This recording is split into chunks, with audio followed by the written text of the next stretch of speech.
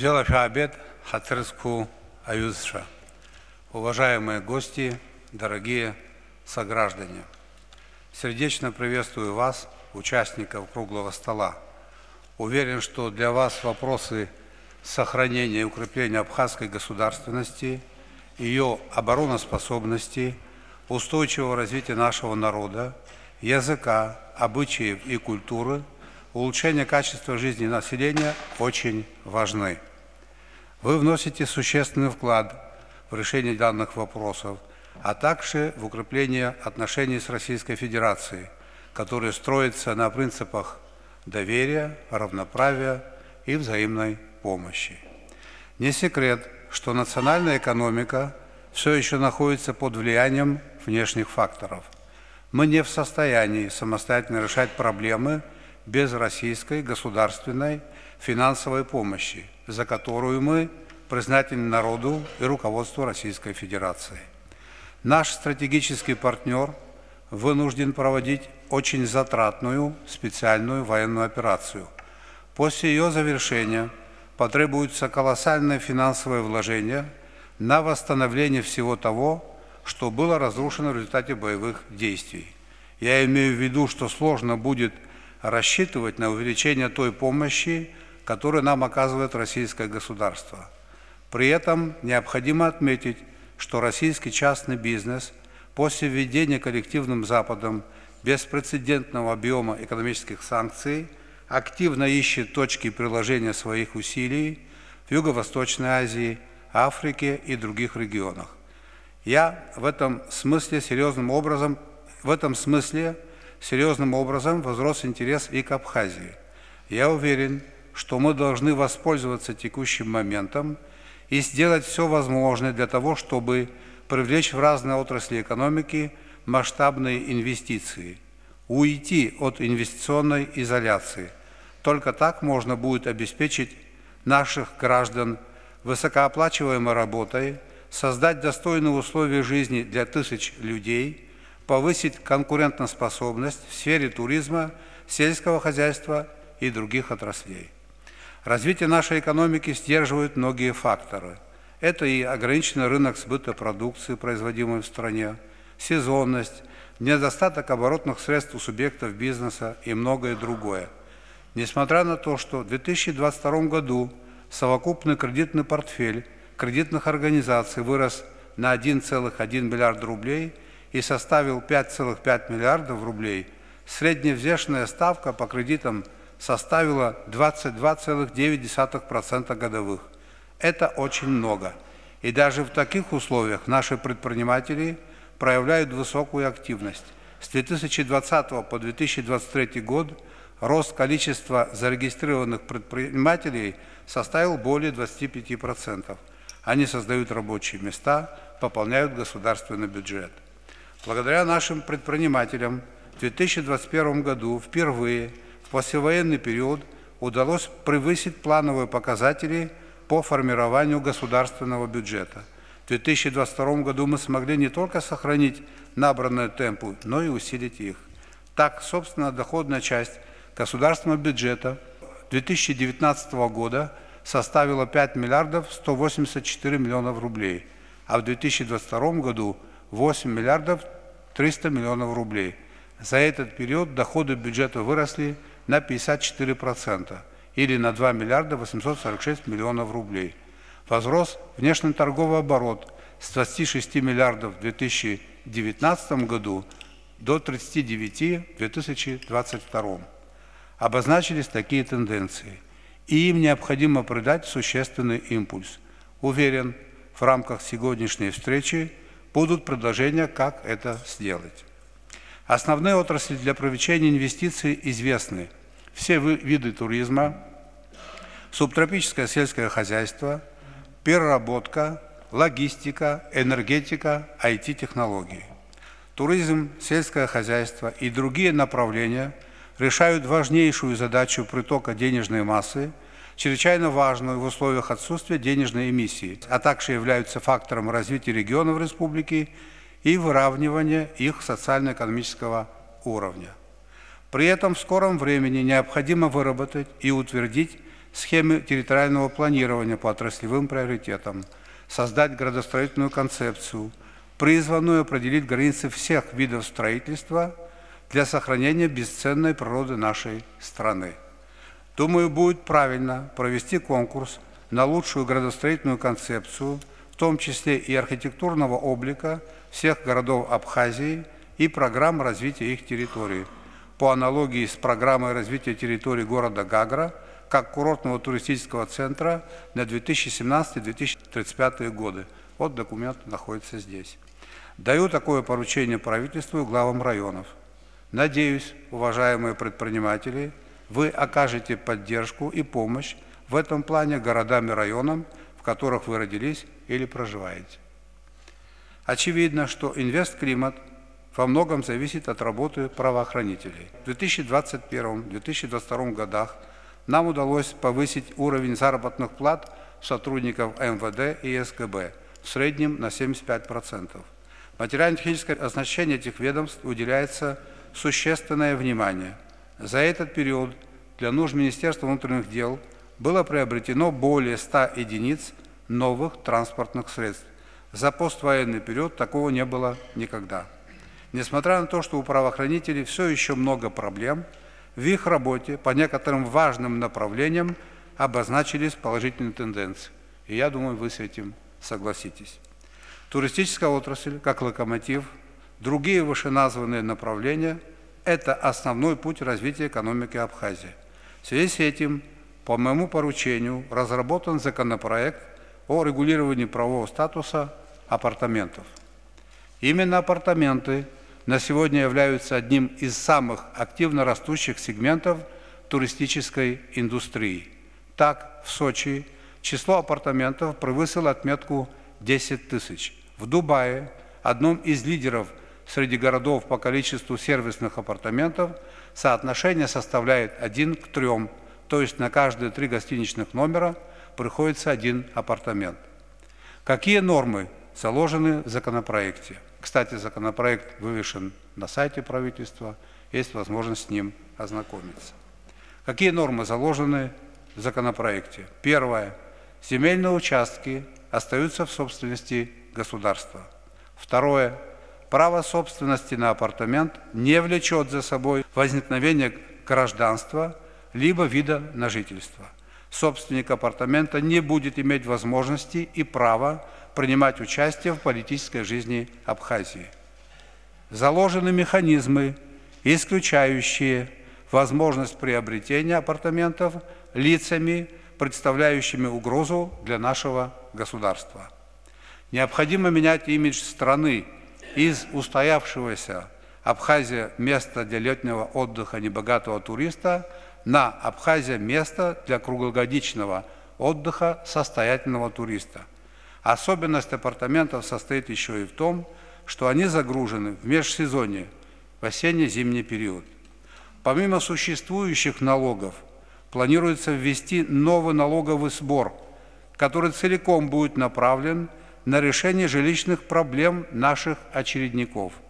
Это позволит в течение 10-15 лет полностью решить эту проблему и начать обеспечивать жильем молодые семьи. Уважаемые друзья, уверен, что вы, целеустремленные, обладающие знаниями и опытом предпринимателей, видите масштаб и сложность стоящих перед нами задач и мобилизуете все свои силы и возможности для эффективного их решения. Сегодня, как никогда, Родине нужно ваше инновационное мышление, ваши передовые подходы и ваша способность побеждать в самых сложных условиях. Мы с вами должны вывести Абхазию на путь динамичного развития и процветания.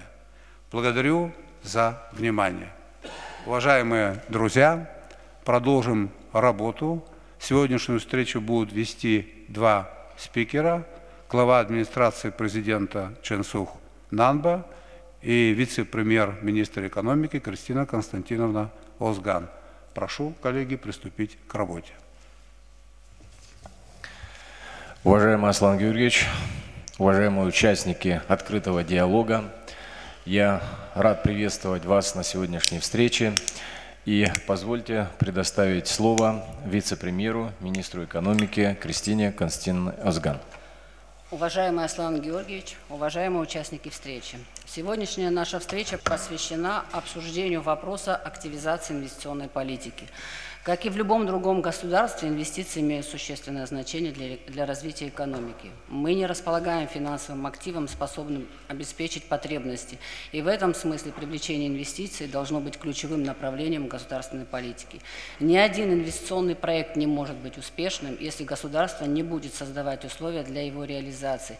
И это прежде всего понятные отношения бизнеса с властью, основанные на принципах «каждый привлеченный рубль имеет значение». Как показала практика, для привлечения инвестиций в экономику необходимо совершенствовать действующее законодательство, внедрить механизмы, обеспечивающие устранение административных барьеров и создание необходимых условий для подключения к инженерной инфраструктуре. Президентом Абхазии поставлена задача структурировать инвестиционную политику по следующим направлениям. Поддержка отдельных отраслей экономики, в том числе туризма, сельского хозяйства и производства. Главная цель – увеличение количества туристов и стимулирование развития инфраструктуры оказания услуг в этой сфере, удовлетворение повышенного спроса на продовольственную группу товаров и повышение экспортного потенциала республики. Повышение занятости населения как главного фактора социальной политики государства, территориальное развитие и устранение диспропорций в уровне социально-экономического развития регионов, модернизация инфраструктуры энергетической, транспортной, инженерной, применение новых подходов к системе подготовки специалистов среднего звена. В рамках поставленной задачи формируется актуальная повестка нормативно-правового регулирования отдельных направлений инвестиционной деятельности. Утверждена государственная программа социально-экономического развития на период до 2025 года. Определены ключевые показатели ее реализации.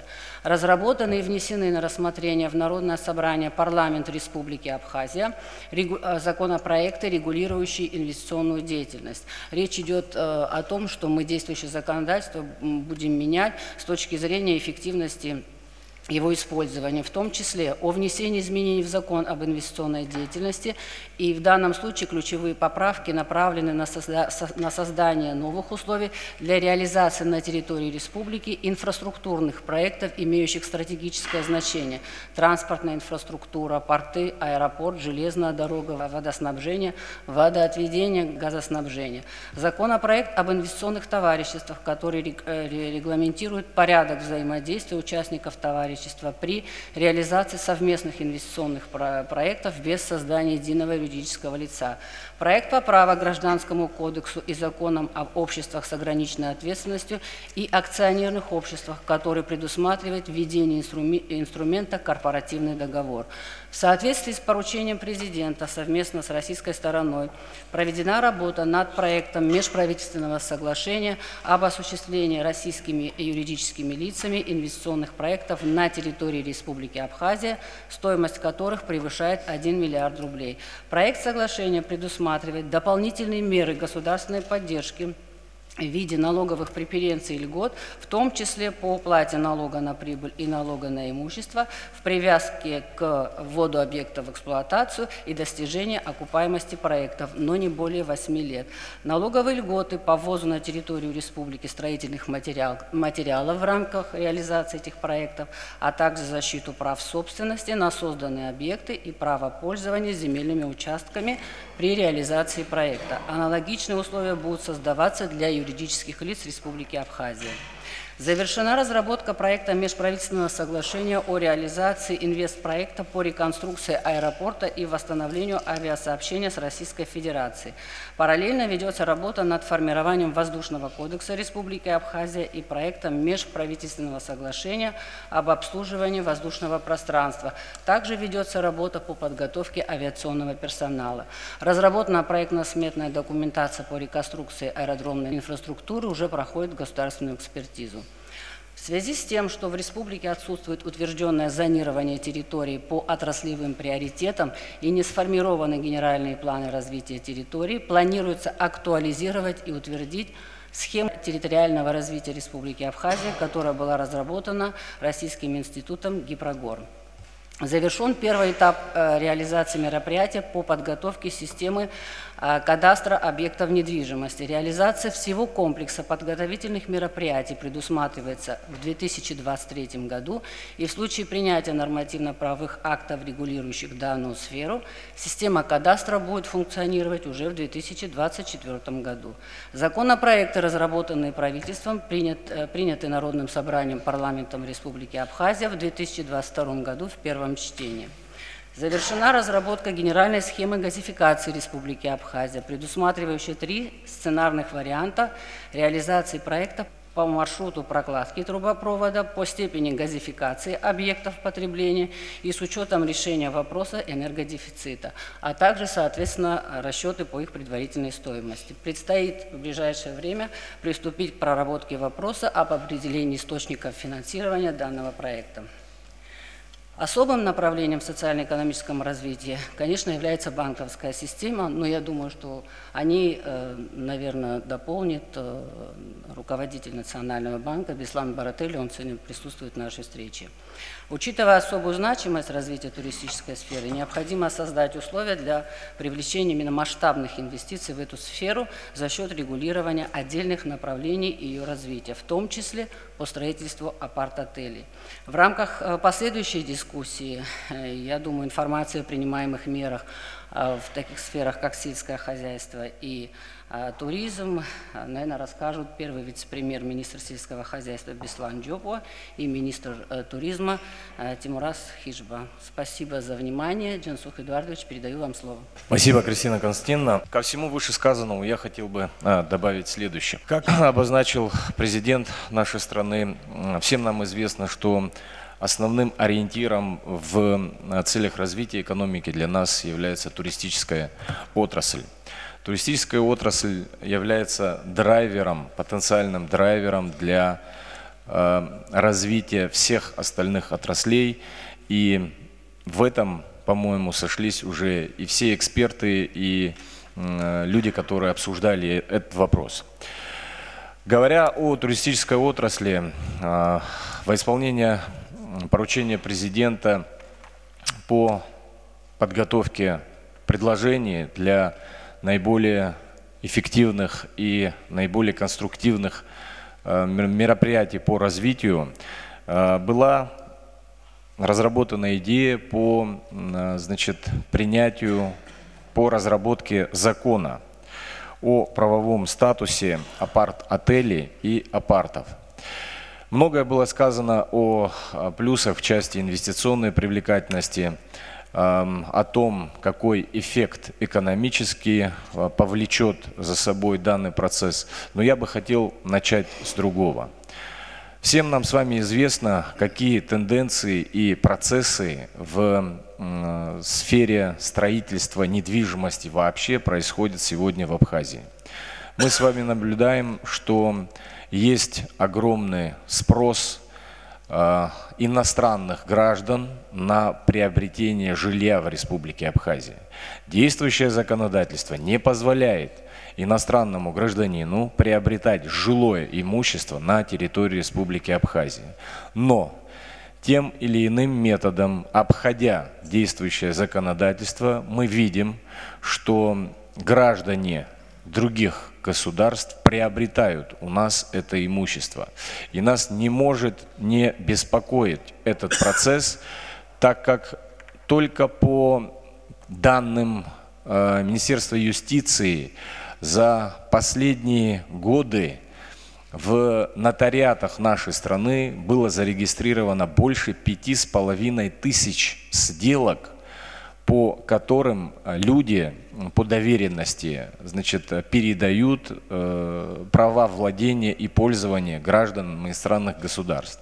Мы также видим спрос на строительство апарт-отелей, но в отсутствии четкого законодательства, которое регламентирует, устанавливает правила и нормы реализации данных проектов, мы можем прийти к ситуации, которая принесет нам только проблемы. Так как из практики видно, что все эти серые схемы, которые используются сегодня, они осуществляются строго, как говорится, с ущербом для государства. Данный законопроект позволит нам определить правила, установить соответствующие нормы и ограничения. Мы прекрасно с вами понимаем, в силу нашей малочисленности, мы должны в первую очередь думать не о экономической выгоде, хотя и она важна, безусловно, и о ней мы думаем, но и о рисках демографических, о которых вот идут различные обсуждения в нашем обществе. И в этой связи именно принятие данного закона позволит нам на законодательном уровне установить механизмы, которые не позволят в нашей стране изменить демографическую ситуацию, угрожающую для нашей государственности. Касаясь самого закона, хотел бы вкратце просто отметить основные принципы, которые закладываются в проект. Право владения апартом не дает иностранному гражданину никаких политических прав. Он не может участвовать в политической жизни Республики Абхазия. У него не возникает никаких оснований для получения гражданства Республики Абхазия. Более того, у него не возникает даже оснований для получения временного вида на жительство. То есть это человек, который абсолютно в правовом отношении никак не отличается от обычного туриста, коим мы его и рассматриваем. Если говорить об апартаментах, то мы четко для себя определяем главный принцип. Апарт-отель – это вид гостиницы. Это ни в коем случае не жилая недвижимость, это гостиница, которая будет использоваться для временного пребывания людей на территории Республики Абхазия с целью отдыха и проведения досуга. Учитывая мировой опыт, анализируя ситуацию в Российской Федерации, мы приходим к следующим выводам, что владельцами апартаментов, первое, являются люди с средним или выше среднего достатком. Владельцем апартамента, значит, осуществляются более крупные, так скажем, расходы в период пребывания на территории Республики Абхазия. И все это, безусловно, будет вливаться в нашу экономику, все это будет вращаться и в конечном счете будет способствовать увеличению бюджетных поступлений. Также хотелось бы отметить, как было вкратце сказано, что основной проблемой нашей туристической сферы является короткий сезон, короткий по времени. У нас 100 дней являются основным периодом, в течение которого к нам приезжают люди. Наличие апартамента позволит нам увеличить этот сезон существенно, и мы будем видеть и наблюдать, что люди не только 3 месяца летних посещают Республику Абхазию, но и в остальные периоды тоже. Далее, если мы говорим о бюджетном эффекте, прямом бюджетном эффекте от реализации инвестиционного проекта, который включает в себя 2 элемента. Да? Чаще всего инвесторы рассматривают следующую финансовую модель. Это апарт-отель и гостиница или отель уровня 4 или 5 звезд. Речь идет о том, что урегулировав и определив нормы отбора земельных участков, строительства, дальнейшего пребывания людей в апарт-отелях, мы создаем условия для реализации крупных инвестпроектов на территории Республики Абхазия. Такие заявки уже есть. Есть различные предложения, которые для нас являются очень привлекательными. Как было сказано ранее Кристиной Константиновной, в нашем законодательстве предусматриваются различные преференции, различные льготы, которые сделают республику более привлекательной для крупного инвестора. Предполагая реализацию данного проекта, мы в первую очередь планируем рассматривать крупные инвестиционные проекты. Мы всячески будем сопротивляться и не допускать массовой застройки, неконтролируемой, не зонируемой. То есть все эти процессы, они будут четко контролироваться, и данный законопроект нам в этом может помочь. Если мы говорим о бюджетном эффекте, возвращаясь, опять же, из расчета гостинично-апартаментного комплекса, который состоит из 1000 апартов, можно сделать следующие выводы. На периоде строительства предполагается, что строительство будет длиться от 3 до 5 лет. Мы планируем получить в бюджетную систему порядка 1 миллиарда рублей. В основном все эти поступления будут связаны с фондом оплаты труда, так как крупные инвесторы обязательно будут нанимать рабочую силу, которую будут оформлять в установленном порядке нашим законодательством. Зарплата будет белой, налоги и иные страховые взносы, которые должны будут уплачиваться с фонда оплаты труда, будут поступать в бюджет. После завершения строительства и ввода в эксплуатацию объекта, по нашим расчетам, в бюджетную систему будет поступать порядка 350-400 миллионов рублей в год, что является для нас существенными суммами, которые позволят государству перенаправить их на нужды первой необходимости, в том числе на реализацию социальной политики. Если говорить о социальной нагрузке, то в данном законопроекте мы отдельной статьей вводим дополнительный сбор, так называемый сбор за владение апартаментом. В законе прописано, что все поступления от данного сбора будут поступать в республиканский бюджет и будут иметь целевой характер расходования. И будут они направляться только на цели улучшения жилищных условий особо нуждающихся граждан Республики Абхазия. Как вам известно, сегодня в Республике Абхазия утверждена и действует программа жилища. Объем финансирования, заложенный на 2023 год, составляет всего 60 миллионов рублей. Ранее объем финансирования был еще меньше, от года к году это от 30 до 40 миллионов. Даже благодаря единственной программе, вышеупомянутой, более 155 семей удалось обеспечить жильем. Учитывая, что проблема данная гораздо шире и количество людей, нуждающихся в улучшении жилищных условий или вообще в приобретении жилья гораздо больше, мы понимаем, что особое внимание нужно будет уделить и решению данного вопроса. Если говорить чуть-чуть шире и коснуться перспектив, который открывает для нас развитие туристической отрасли, мы не можем не упомянуть и проект запуска нашего аэропорта.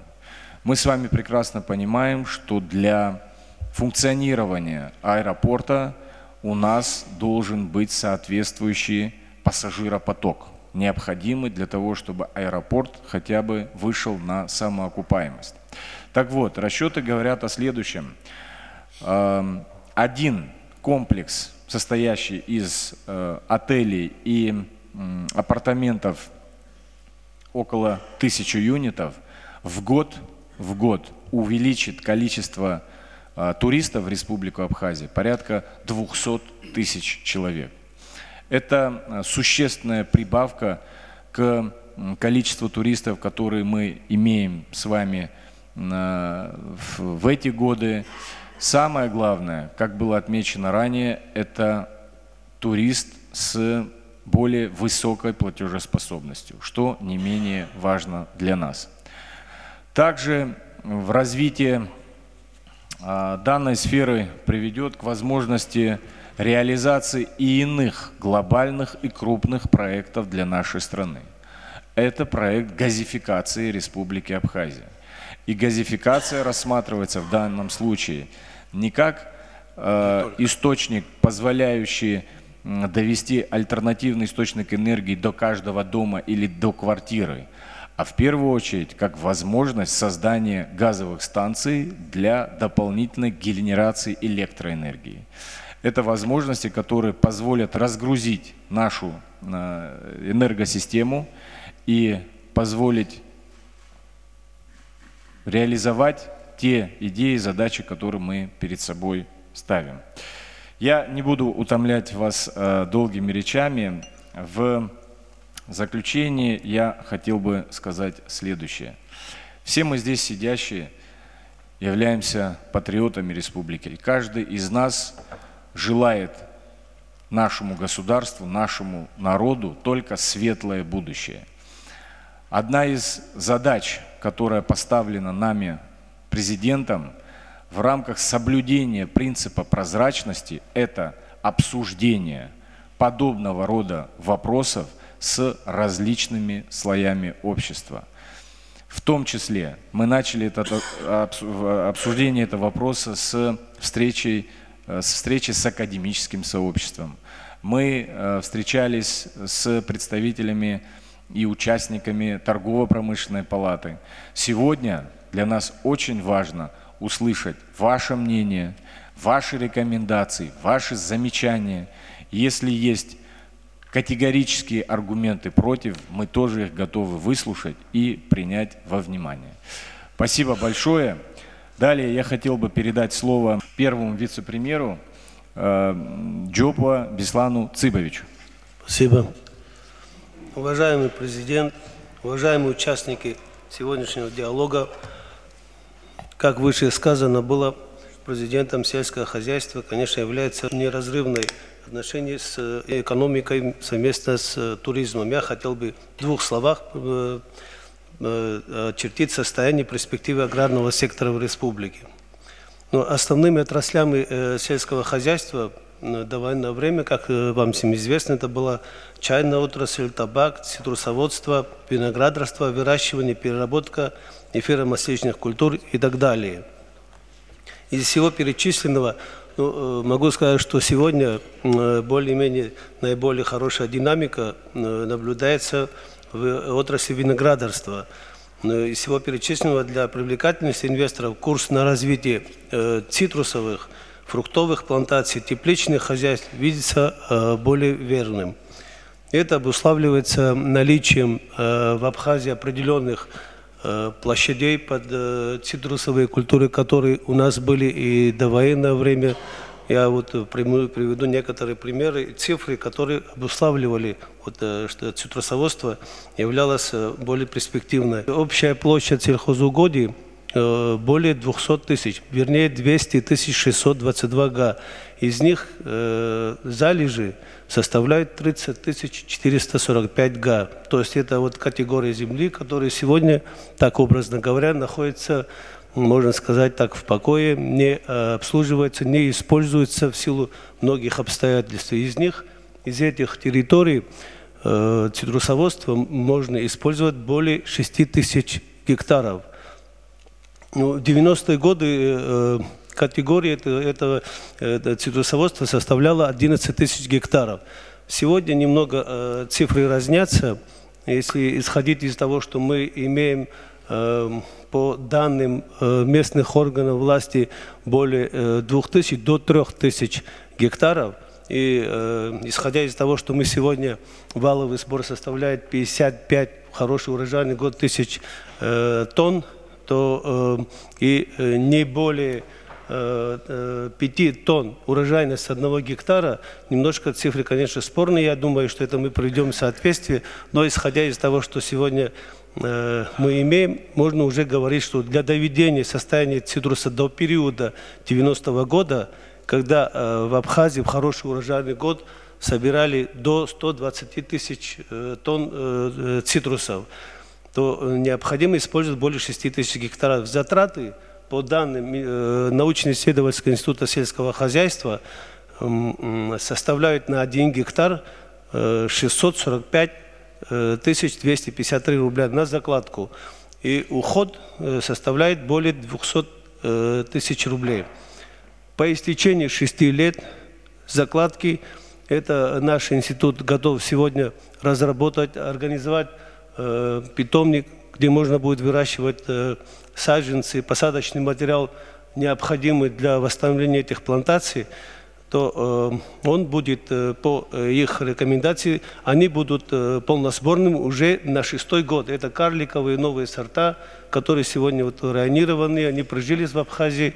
И поэтому с учетом вышеизложенного срок окупаемости это до 9 лет. Важным звеном восстановления, для восстановления этих плантаций, конечно, является переработка. Это связано, как было выше сказано президентом, с проблемой сбыта. Но хотел бы привести нам вот несколько цифр. Вот для чего нужна нам переработка. По данным таможенного комитета, только за один год более 1500 различных соков и фруктов заводится на территорию Абхазии из Российской Федерации. Это продукция та, которую можно перерабатывать на месте, то есть из тех сельхозкультур, которые мы выращиваем. То есть это в основном цитрусовые и остальные. Вот то, что мы хотели бы привлечь ваше внимание. Еще раз хотел бы сказать вам, что у нас переработка для чего нужна, помимо цитрусов, конечно, все остальные направления, это овощеводство, тепличное хозяйство. Вот две цифры говорят о том, что вот почему мы должны развивать эту отрасль. Продукты растительного происхождения, то есть та перечень продуктов, которые входят в потребительскую корзину, это овощи и остальное. Только за один год в Абхазию было ввезено 52 712 тонн этой продукции. Не говоря уже о молочной продукции, которая составляет 41 тысяч, выше 41 тысячи тонн. Ну, все это при правильном планировании, при привлекательности, создании условий для инвесторов, все это можно организовать в Абхазии и уменьшить даже, вот как было сказано, отток денежных средств из Абхазии, что немаловажно. И главное, я вот считаю, что это придаст вот создание таких предприятий, частно-партнерских государствам, создаст условия для закрепления нашего населения в сельской местности, что сегодня является очень важной проблемой для Абхазии из-за отсутствия рабочих мест, отток с села мы наблюдаем. И поэтому вот хотел бы привлечь внимание, и более конкретные условия, конкретные проекты мы можем предложить в случае, если будут заинтересованы. Вот, спасибо за внимание, можем ответить на вопросы, если есть. Спасибо, Беслан Цыбович. Аслан Георгиевич, я предлагаю дать слово Тимуразу Владимировичу Хишба непосредственно и перейти уже к когда мы дадим слово тем, ради которых собрались? Вот после Тимураза Владимировича. Коротко, пожалуйста. Тимураз Владимирович, прошу. Ну, на самом деле, Аслан Георгиевич прав. Надо было вначале дать слово для тех, кто сюда приехал. Уважаемый Аслан Георгиевич, уважаемые коллеги, собравшиеся, хочу вам доложить, что туристическая сфера последние несколько лет переживает рост. В Абхазии на данный момент 788 мест размещения, более 39 тысяч койко-мест. Если посмотреть за последние 2 года, даже ковидный 2020 год, несмотря на то, что мы работали с 1 августа, мы приняли более 600 тысяч человек. В 2021 году мы приняли рекордное количество гостей, это более 1,5 миллиона человек. В 2022 году мы приняли 1 145 000 человек, это меньше, но это связано прежде всего с погодными условиями в мае и в июне. В В туристической сфере, хочу подчеркнуть, напрямую либо косвенно задействовано более 30 тысяч наших граждан. Туристическая сфера была и есть, и в ближайшее время будет важнейшей отраслью, важнейшей частью жизни для наших граждан. Спасибо, Тимур Владимирович. Беслан Родионович, позвольте предоставить вам слово как не только крупному бизнесмену, но в первую очередь руководителю московской абхазской диаспоры. Добрый день, уважаемый Аслан Георгиевич, уважаемые участники собрания, дамы и господа. У меня такое предложение, Аслан Георгиевич, а может быть еще Беслан Владиславович несколько слов скажет, потому что все-таки банковская система и вот оборот денег, на самом деле, это очень важный аспект. То, как он это видит, вот развитие, в том числе этой отрасли, и дальше уже тогда мы перейдем к вопросам и ответам и к обсуждению, если вы не возражаете. Безусловно, реализация любой программы развития страны, в том числе и привлечение инвестиций, предполагает наличие в стране в первую очередь устойчивой банковской системы. Не сколько даже большой, с большим капиталом, а в первую очередь устойчивой.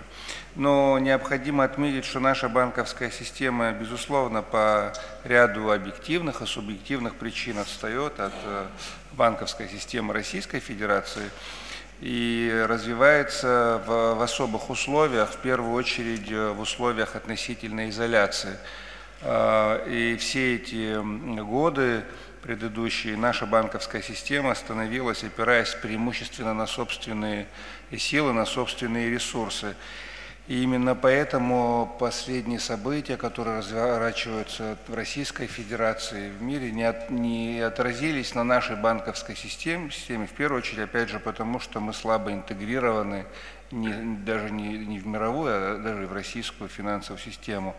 И прошлый год этому был свидетельством. В прошлом году наша банковская система увеличила прибыль по сравнению с 2021 годом более чем 2,5 раза. Объемы прибыли небольшие, 70 миллионов рублей по системе, но тем не менее она есть.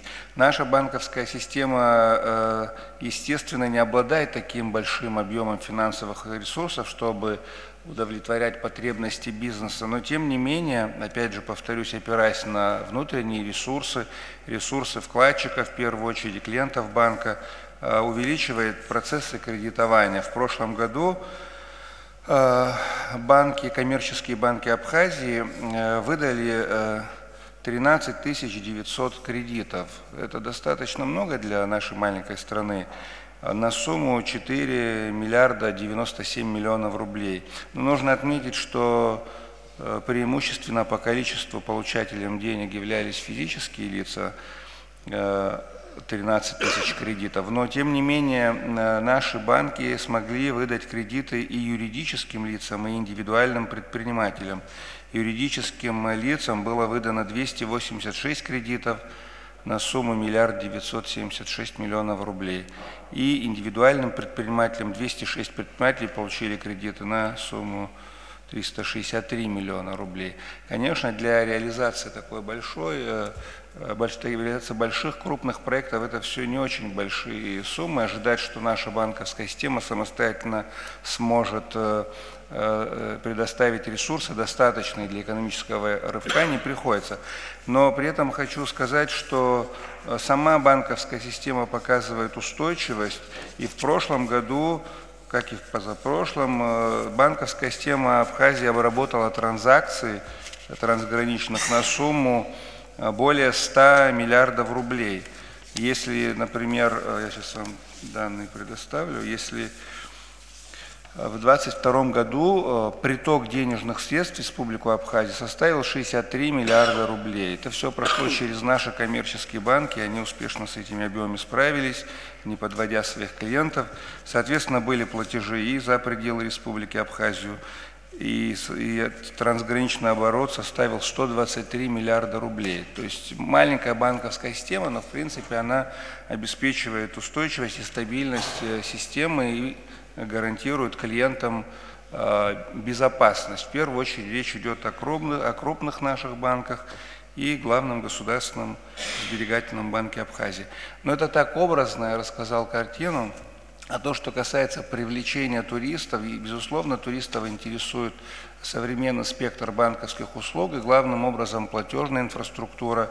И в этом направлении банковская система тоже развивается. У нас установлено на территории Абхазии на данный момент, на начало 2023 года, около 4000 посттерминальных устройств. Установлено 168 банкоматов, и в прошлом году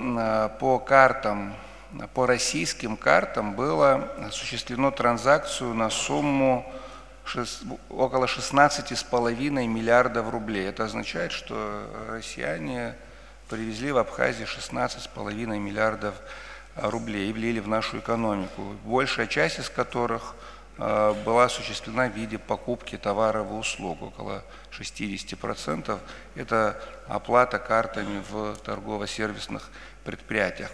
Поэтому банковская система, тоже создавая такую инфраструктуру, способствует развитию не только туристского сектора, но и развитию экономики в целом.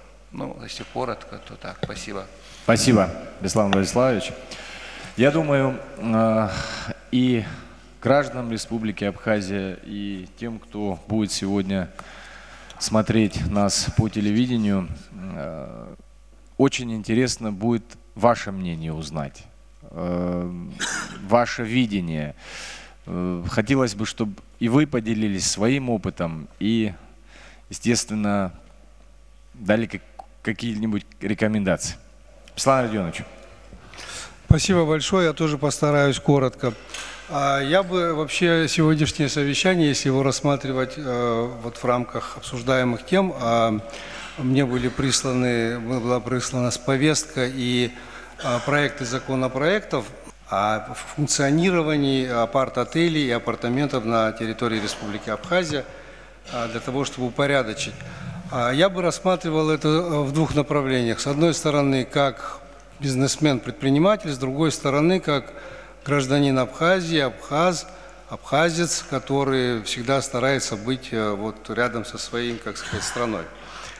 Что касается первого направления, на мой взгляд, вообще любая открытая система в государстве или это в компании, вообще, вот, которая открыта нуждам рынка, она всегда более успешна, чем закрытая система.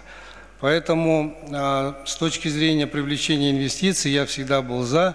К слову сказать, вот мы делали эту программу уже, на бившую оскомину 25 шагов от Муса Хабалевича, рядом тут тоже им была сделана программа в 2014 году, стратегия развития Абхазии, в которых обо всем, ну, в той или иной мере говорилось о привлечении инвестиций, о создании правильного инвестиционного климата и так далее. Поэтому я целиком и полностью за. Я считаю, что это очень сейчас, вот в данный момент, это сейчас очень актуально. Наверное, в том числе поэтому вызван такой интерес со стороны российских инвесторов, несмотря на то, что, прямо будем говорить, у нас не очень благоприятный инвестиционный климат, на мой взгляд. Не с точки зрения законодательства, я не очень хорошо знаю, вот насколько, вернее, я думаю, что с точки зрения налогов и преференций и так далее, вполне все замечательно, но с точки зрения просто, ну, практики, как бы есть страны, в которых законодательство не очень хорошее, но практика, бизнесмены говорят, слушай, там законодательство, но работать можно, все отлично, там договоренности выполняются, мы чувствуем себя спокойно, свободно и так далее.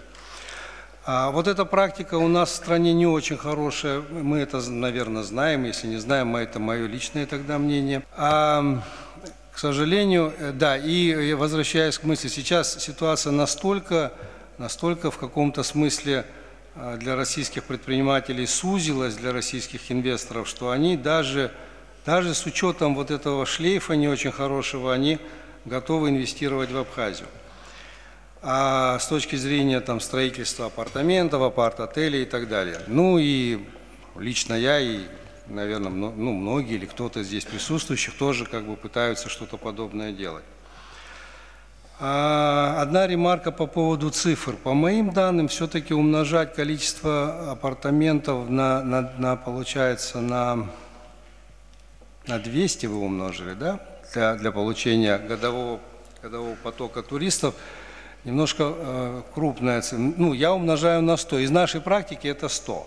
Из нашей практики 100-120. То есть, условно, 50 номеров дает примерно 6 тысяч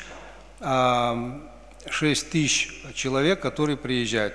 Возможно, с удлинением сезона эта цифра увеличится, ну, условно говоря, можно ее считать близкой. Я хочу сказать, что, конечно, это приведет к поступлениям в бюджет, конечно, это приведет к увеличению, собственно, ВВП. Главным образом бюджет-то, ладно, это одна из сторона, вторая сторона – это люди, которые будут получать зарплату, будут получать доход, бизнес появится, рабочие места, предприниматели, прибыль и так далее. Это вот все, что касается первой части. Теперь вторая часть. Ну, на самом деле, Джансух и Кристина очень много уже сказали, ну и, собственно, предыдущие выступавшие, обо всех и угрозах, и опасностях, но я все-таки хотел бы остановиться. Вот перед сегодняшним совещанием несколько звонков мне было, я и сам звонил, и мне звонили по поводу обеспокоенности этими, вот, как сказать, принятием этих законов, по поводу того, что это может изменить демографическую ситуацию, по поводу того, что это может... И знаете, что вот в связи с этим, возвращаясь к мысли о том, что у нас все-таки, ну, не очень, почему мы все-таки вот за многие годы, ведь у нас не так много, к сожалению, инвестиционных крупных проектов случилось за эти годы. Наверное, потому что, это не мое изобретение, я недавно слышал это на одном обучающем курсе, что успех любой организации, а страну можно тоже назвать большой организацией, это как бы формула, в числителе которой находятся это внешние усилия, а в знаменателе внутренние усилия. Вот чем больше чем то, что в знаменателе внутренние усилия, это то есть количество энергии, которое есть у человека, у организации, времени, сил и так далее, оно ограничено.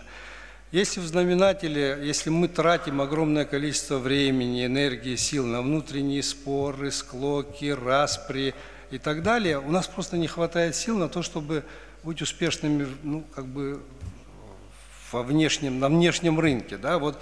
Это тяжело. Вот мы очень много, у нас нет согласия внутреннего, к сожалению. Мне так кажется, ну, такого, какое нужно было бы. А мне кажется, это очень важное условие для того, чтобы все-таки мы были уверены, что те решения, которые будут приниматься, те обещания, которые будут даваться, чтобы они были исполнены в полной мере.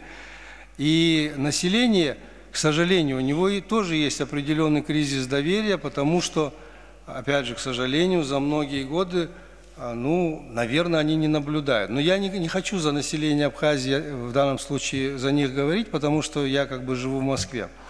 Я могу со своей стороны сказать, я предпринимал ряд усилий, в том числе эта программа и так далее. Ну, не очень я вижу, чтобы, как сказать, это было востребовано, или не все было востребовано, скажем так. Вот мне кажется, что от очень правильных намерений, на мой взгляд, до правильной реализации, вот этот вот путь надо каким-то образом спрямить так, чтобы вот меньше было вот этих вот, меньше энергии тратилось внутри, как сказать, не создавать, ну, как сказать, дополнительные препятствия, дополнительное трение внутри системы, ну, если так вот все-таки продолжать эту формулу объяснять. Мне показалось, она очень верной. Наверное, в общих чертах все. Спасибо большое. Если какие-то еще возникнут у меня вопросы или темы, я с удовольствием подключусь. Спасибо большое, Беслан Родионович. По поводу тех расчетов, о которых вы говорили, вы абсолютно правильно говорите. Я в своем выступлении отметил, что речь идет о комплексе, то есть который состоит не только из апартов, но еще и из отеля. То есть от этого берутся расчеты. Ну и хотел бы отметить, обратить внимание всех присутствующих, как дипломатично Беслан Родионович коснулся тех рисков, да, страновых так скажем, я бы прямо сказал, это политические риски. Это риски политической нестабильности, которые, безусловно, не способствуют повышению количества инвесторов, которых хотели бы вкладываться в республику. Друзья, я бы вас призвал к более открытому разговору, ну и в привязке к повестке дня. Не будет полного согласия ни по одному из вопросов. Так не бывает. Это наша тема отдельного разговора. А по каким причинам этого не будет и так далее. К сожалению, такого не будет. К сожалению. Но для нас важно, для меня как для президента Абхазии, сверить часы с вами, с опытными людьми. Ничего же не произойдет, если вы скажете то, что вы думаете. Открыто и достаточно понятно, чтобы не двусмысленно. Те, кто наблюдают за нами по экранам телевидения, ждут именно такого разговора. Я об этом вас прошу. Мы же знаем неплохо свою историю. Бывает такое, там отвергаются какие-то, скажем так, новшества, а со временем, по истечению времени, эти новшества становятся нормой. Это как бы своего рода цивилизационные шаги, это своего рода развитие. Риски есть, проблемы есть. Мы и это обсудим на следующей встрече, безусловно. Сейчас для нас важно, для меня лично важно знать слово бизнесменов, взгляд в известной степени неангажированный. Вы люди, которые... Никто же вам ничего не подарил. Вы сами себя сделали. Поэтому ваши знания нам в конкретном вопросе нужны. Просил бы именно вот этим с нами поделиться. Продолжай. Спасибо. С вашего позволения мы продолжим работу. Хотелось бы предоставить слово Сычинава Михаилу Рушбевичу, как человеку, который уже реализовал в Абхазии не один крупный проект и планирует, насколько нам известно, продолжать свою активную деятельность. Прошу вас. Спасибо. Ну, вы знаете, честно говоря, достаточно, вот мы внимательно слушаем, достаточно интересные темы мы обсуждаем сегодня, на мой взгляд, потому что мы делаем, ну, я бы сказал бы, наверное, первые, извините за такое выражение, даже, наверное, робкие шаги, когда, ну, я бы сказал бы даже, наверное, уже запоздалые некоторые вещи, вот можно сказать так, потому что те вещи, которые мы обсуждаем, если были бы они ранее приняты, мне кажется, что и пополнение бюджета было бы совершенно другое, и инвестиционный климат, мне кажется, ну, был бы более, наверное, продвинутым и так далее. Но, тем не менее, говорят, лучше позже, чем никогда. Это действительно так, потому что если действительно будут приняты такие шаги, то, наверное, и мы многих знаем, которые готовы были бы сегодня вкладывать и делать достаточно большие инвестиции в экономику республики. Абсолютно правы. Здесь и уважаемый наш президент говорил, и остальные коллеги, о том, что это должно быть, безусловно, контролируемо, безусловно, чтобы это никоим образом не влияло на какие-то политическую ситуацию, на демографические вещи и так далее. Но есть механизмы, это опробировано, есть практика мировая, когда можно абсолютно это в контролируемое русло направить и привлечь достаточно большие средства, и причем за очень короткие сроки. Абсолютно правильно здесь звучало о том, что есть очень много интересующихся, есть, безусловно, достаточно большие деньги, ну, которые могут, в принципе, направить вот, в экономику нашей республики. И уверяю вас, если это получится, то через несколько лет мы можем уже лицезреть совершенно другую Абхазию, цветущую, самодостаточную. И мне кажется, что любой абхазец с удовольствием, с гордостью, наверное, будет относиться к этому.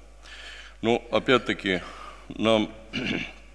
Безусловно, шаг за шагом надо двигаться. Безусловно, здесь надо рассматривать все в комплексе. Все, что вы говорили, это правильно, но надо посмотреть еще инфраструктурные возможности. Вот говорили о том, что рассматривается возможность о проложении там газопровода и так далее. Это позволит, безусловно, создать те коммуникации или коммуникационную инфраструктуру, которая позволит достойно построить вот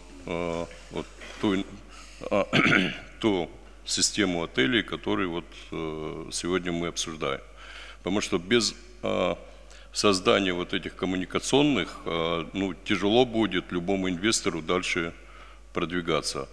И мне кажется, абсолютно правильно сегодня было подчеркнуто и обращено внимание, надо обязательно и на эту сторону тоже смотреть, потому что если мы не создадим общими усилиями возможности по электрификации, по созданию там коммуникаций там в сфере водообеспечения, там канализационной системы, коллекторов и так далее, тяжело будет тоже привлекать дополнительные вот инвесторов. Дело в том, что, как мне кажется, даже те инвесторы, которые придут сюда, безусловно, они готовы вкладывать и в создание этой инфраструктуры. Просто, на мой взгляд, нужно создать, наверное, ну это наверняка это правительство учтет, должно быть созданы механизмы, при котором все эти инвестиции будут направлены не только там создание этих же апартаментов, но создание еще инфраструктуры, которая может обслужить предполагаемое строительство. Поэтому, ну, на наш взгляд, мы вот сейчас обсуждали, на наш взгляд, еще раз повторим, что это первые шаги, которые, безусловно, очень позитивно, на наш взгляд, повлияют на экономику, на пополнение бюджета. Ну и, соответственно, как следствие, конечно же, выполнение тех социальных аспектов, социальных вопросов, которые неизбежно они и были, и будут возникать. Спасибо. Спасибо большое. Муса Кабалевич, вам слово.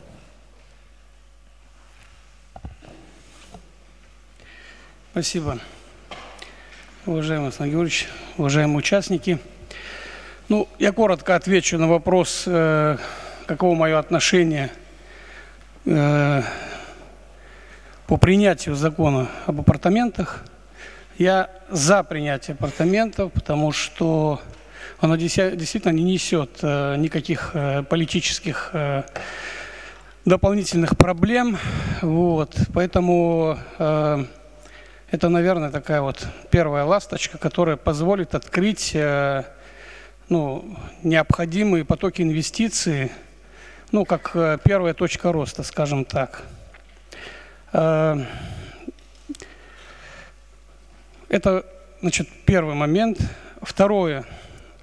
Для того, чтобы действительно очень много говорят об инфраструктурных, значит, проектах, о развитии транспортных коммуникаций, газопроводы и так далее, невозможно посчитать диаметр трубы, которую нужно проложить от границы до границы, пока у нас не будет действительно очень всеобъемлющей программы комплексного развития территории по всем отраслям.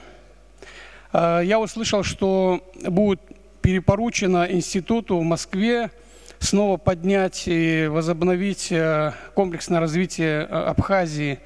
Я хочу что сказать. Конечно, времена изменились, когда генеральное планирование вот, было и вот власти, это все сегодня другое немножечко время, и, конечно, любое направление развития отраслей должно быть бизнес привлекательным, для того, чтобы по каждому отраслю действительно инвесторы шли и с удовольствием вкладывали деньги. Поэтому я считаю, что в комплексе с этим институтом нам нужно привлекать лучшие примеры мировые. В мире очень много очень хороших, успешных примеров по развитию отдельных отраслей, где-то сельское хозяйство, где-то туристско-рекреационный кластер. Опять же, в Абхазии могу сейчас перечислить 10 направлений, поднаправлений по туристическому развитию территории.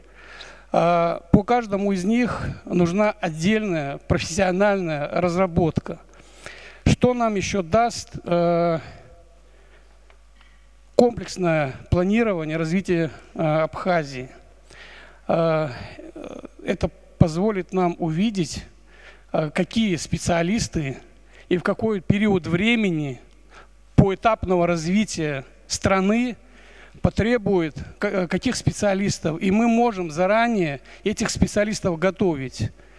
Я являюсь немножечко экспертом, наверное, да, специалистом комплексного развития территории. То, что я делаю в Карачаево-Черкесии, в населенных пунктах, то, что я делаю в Петербурге. Успех любого мероприятия зависит от того, какая команда профессионалов этим занимается. Можно вырастить хороший урожай, а можно загубить почву. И это зависит от человека. Поэтому, если мы можем такой комплексный план создать, тогда все население будет поддерживать такую программу глобальную, да, потому что каждый увидит себя участником этого процесса. Каждая семья сможет планировать будущее себя, своих детей, своих внуков. Поэтому, на мой взгляд, это очень важный момент. Это очень важный момент. И один акцент еще сделаю по поводу боязни, что вот нас станет меньше, значит, демографическая ситуация плачевная и так далее. Это совершенно другая вообще тема. Мы и так, извините, там прямо скажу, занаркоманимся, мы и так на дороге там успешно там давим людей. Ну, во-первых, чтобы вот была уверенность в будущее, чтобы мы могли бы мотивировать молодых людей действительно создавать вовремя семьи, рожать побольше детей. Во-первых, сделать надо это модным. И создавать нам всем для этого необходимые условия. Нужно повышать рождаемость, и нужно сделать так, чтобы люди не умирали там в 40-50 лет, а еще хуже в 20 на дороге. А чтобы вот, как Абхазия была привлекательная страна долгожителей, мы должны отдельную программу в этом направлении развивать, и это будет тоже серьезнейшим акцентом. Поэтому нам нужно рожать побольше, развиваться самим, и для этого мы очень серьезно над этим направлением должны думать. Поэтому нету мелочей, я могу бесконечно перечислять, какие направления, что нужно делать, но если коротко, вы мне позволите, каждая тема, она как бы имеет свой акцент и свою отдельную профессиональную разработку. Спасибо. Спасибо. Муса Хабаевич, позвольте, да, пару слов. Вы абсолютно правы, что сакцентировали внимание на необходимости, значит, концентрации усилий на комплексном развитии. И в данной ситуации речь шла о том, что такая схема была разработана, и нам надо ее актуализировать. То есть как раз речь идет о том, что мы должны привлечь ресурсы, идеи и мысли для того, чтобы ее адаптировать к текущей ситуации и спрогнозировать правильное развитие республики уже в последующий период. Как раз об этом речь идет. Если позволите, еще один акцент сделаю. Вот, что касается создания рабочих мест. Ну, так как Конгресс занимается активно с общественными советами во всех населенных пунктах, нам частенько задают вопросы, там, у кого-то очень много меда, но не может реализовать, у кого-то много хурмы гниет, у кого-то еще и так далее. Давайте отмониторим ситуацию. Мы там, в Москве, в Петербурге, я думаю, что отдельно можно с губернаторами говорить, создавать специальные рынки сбыта этих продуктов. И вот изучив, значит, потенциал каждого населенного пункта, можно создавать для них специальные условия, может быть, помочь, чтобы производительность тех, значит, продуктов, которые не выращивают, повышать. Это уже будет занятость уже сегодня и сейчас. Системный подход. Во всем нужен системный подход, и люди должны понимать точно, что мы эту продукцию определенного качества в любом объеме готовы забрать. То есть это тоже отдельная тема. Я обратил внимание на несколько тезисов и речевых оборотов. Уважаемый Михаил Рушпевич сказал, примерно так высказался, это первая ласточка. Вы сказали о том, что очень многое будет зависеть от специалистов. Можно поле испортить, а можно на нем вырастить продукт. И что касается привлечения инвестиций, комплексного развития территорий, надеюсь, вы мне верите, мы за это взялись. Более того, впервые руководители всех районов, без исключения, 2 министра, представители нашего парламента находились в течение 1 недели в Татарстане для того, чтобы перенять опыт. Руководство Татарстана имеет возможность своих руководителей городов и районов и министров на учебу направлять в Гонконг. Мы себе этого позволить не можем. Наши главы ездили туда. Я надеюсь, кто-то из тех, кто был, тоже выступит. И мы в этом смысле работу будем продолжать. Мы только ее начали. Людмила Родионовна, просим вас, чтобы мне сказали, что только мужчины разговаривают. Предоставляем вам слово. Ну вот я тоже поддерживаю Беслана Родионовича, не потому что я и Родионовна, и он и Родионович, а потому что я тоже вот считаю, что это очень хорошее дело. Ну вот говорят, что я там не была, но в Арабских Эмиратах даже квартиры, эти самые апартаменты, прям даже оформляют в аэропорту. Вот придешь, говорят, в течение 2 часов и без всяких. И они больше имеют, мне кажется, от вот этих апартаментов, нежели от своей нефти. Вот мне так кажется сейчас. Ну, вы понимаете, вот мы все здесь собрались, и также вот недалеко здесь где-то уже наши же люди тоже собрались, которые абсолютно против. У них есть и доводы, и аргументы такие, и между прочим, и эти доводы, и аргументы, и причины я тоже вот где-то поддерживаю. Вот у меня тоже фобии. Ну вот, знаете, вот мы как-то абхазцы, у нас душа очень большая душа, но такие же амбиции у нас большие. А почему? Это же не без основания, потому что, слава Богу, в нашей истории мы все знаем, что это такое, и сейчас все вот этого боимся. А вчера вот я смотрела, слушала, я не была, хотя была приглашена на торговую эту палату, там вот тоже высказывали свои опасения, вплоть до даже о мусоре говорили, что вот куда нам будет девать мусор, а вот что это будет конкуренция пансионатам, там, с отелям. Ну вот насчет этого как-то я не соглашусь, потому что если мы будем хорошо принимать, доброе отношение к людям, питание качественное, к нам вот наши пансионаты как приезжали, так и будут приезжать. А в этом деле, вот о котором мы сейчас говорим, и который остро стоит, я думаю, надо только жесткий контроль. Спасибо. Спасибо. Спасибо большое. Позвольте предоставить слово Шакая Беслану Борисовичу. Уважаемый президент, уважаемые участники круглого стола, прежде всего хотелось поблагодарить и поприветствовать всех присутствующих. Я хотел сказать, что в современных условиях внешнеэкономическая деятельность Абхазии в основном реализуется через Российскую Федерацию по направлениям инвестиций, по направлениям привлечения новых технологий, по направлениям привлечения рабочей силы, значит, ну и так далее. Российские инвестиции, безусловно, помогают Абхазии. Они помогают модернизировать производственную инфраструктуру, социальную инфраструктуру, внедряют в реальный сектор экономики новые какие-то определенные технологии, с помощью которых продвигается экономическое развитие. Но, к сожалению, основные фонды в нашей республике, они очень серьезно изношены. Поэтому для того, чтобы что-то делать, развивать, преобразовывать, необходимый значительный объем инвестиций. Однако в Абхазии существуют определенные реальные риски, относящиеся к защите прав инвесторов, по контролю доходов предприятий, потери ожидаемой прибыли и имущества в целом. И здесь роль государственных органов значительно повышается, особенно в части внятного планирования и последовательность принимаемых решений, приоритетность принимаемых решений в реализации эффективной экономической политики нашего государства. Особая роль государства в формировании благоприятного инвестиционного климата в Абхазии может заключаться, на мой взгляд, в следующих направлениях. Это логистика хорошая, это понятные, внятные законы, это маркетинг, и это, предоставление возможностей для законного и быстрого выхода инвестора. Мало ли, вдруг что-то не так пойдет.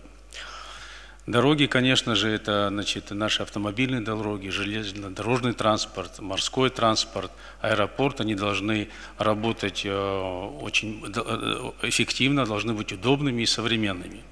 Без этих артерий кровь, безусловно, не потечет.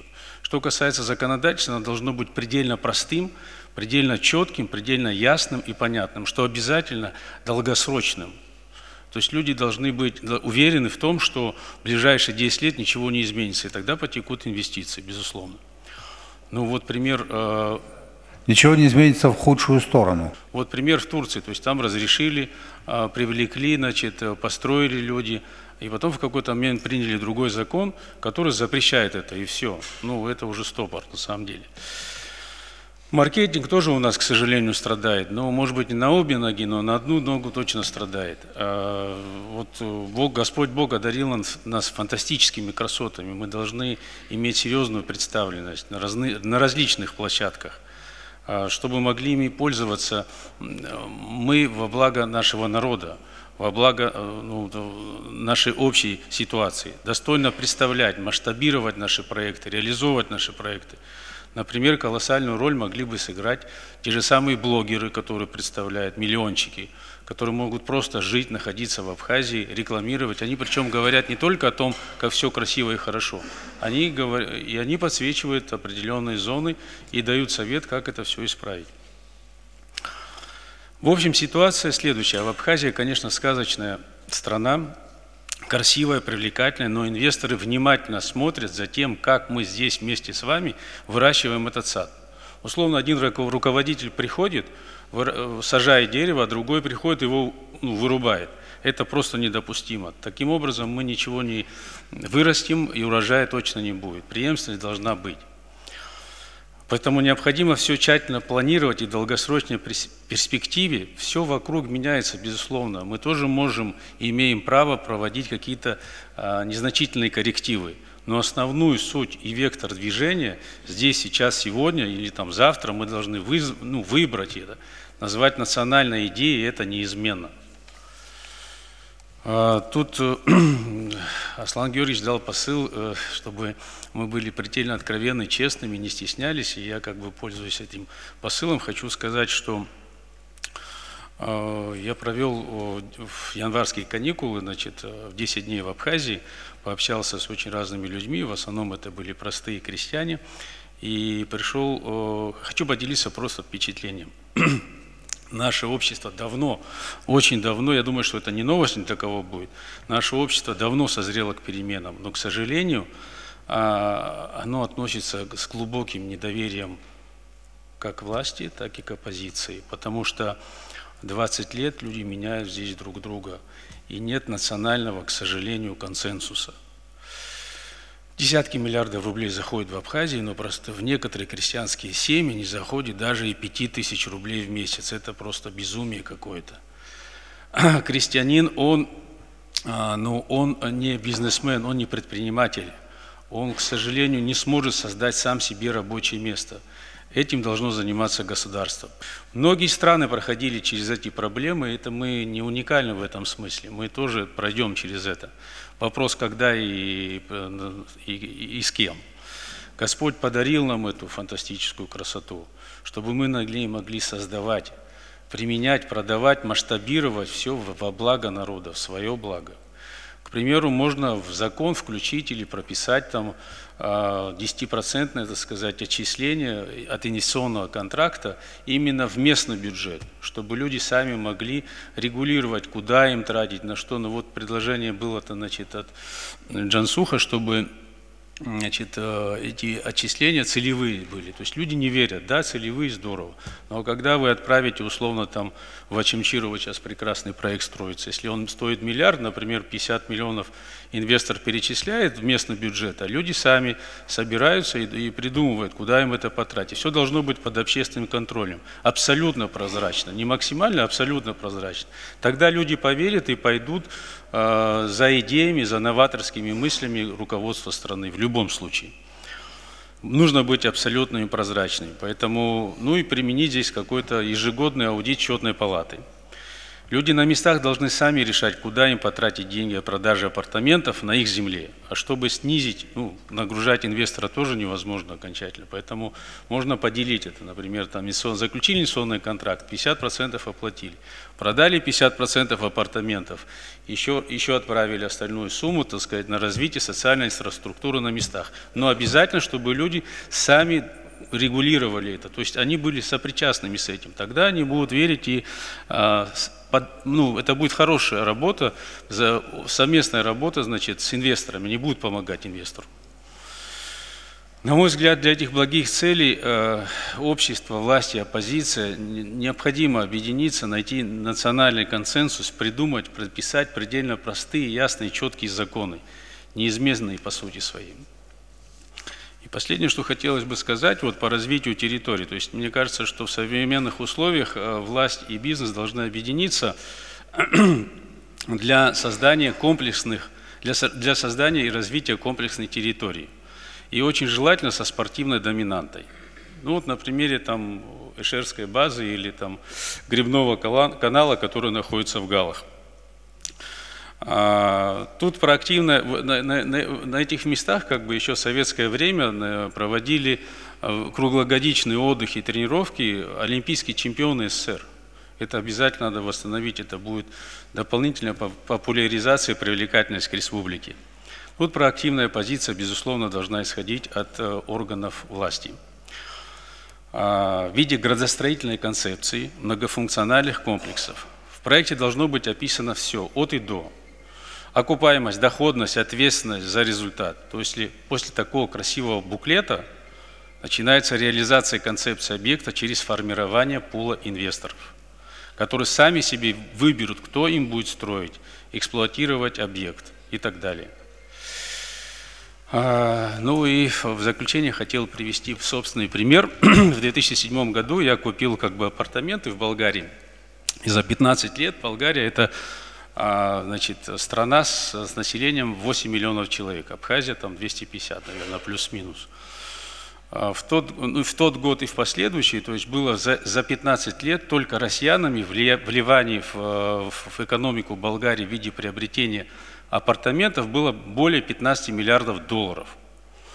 Ежегодно только россияне отправляют в Болгарию на содержание своих апартаментов порядка 50 миллионов долларов. Ежегодно. То есть эти деньги опять куда пойдут? На зарплату, на обслуживание этих апартаментов. Люди будут получать зарплату на, не знаю, 40, 50, 60 тысяч. То есть с этими деньгами они точно в Америку не уедут, они потратят их здесь. И такой мультипликационный эффект, конечно, приветствуется. Поэтому, тут правильно сказал Михаил Ружбевич, это надо было делать раньше. Это надо было делать давно, лет 15 назад. Конечно, да, землю не продаем, апартаменты строим, привлекаем, развиваем и живем счастливо.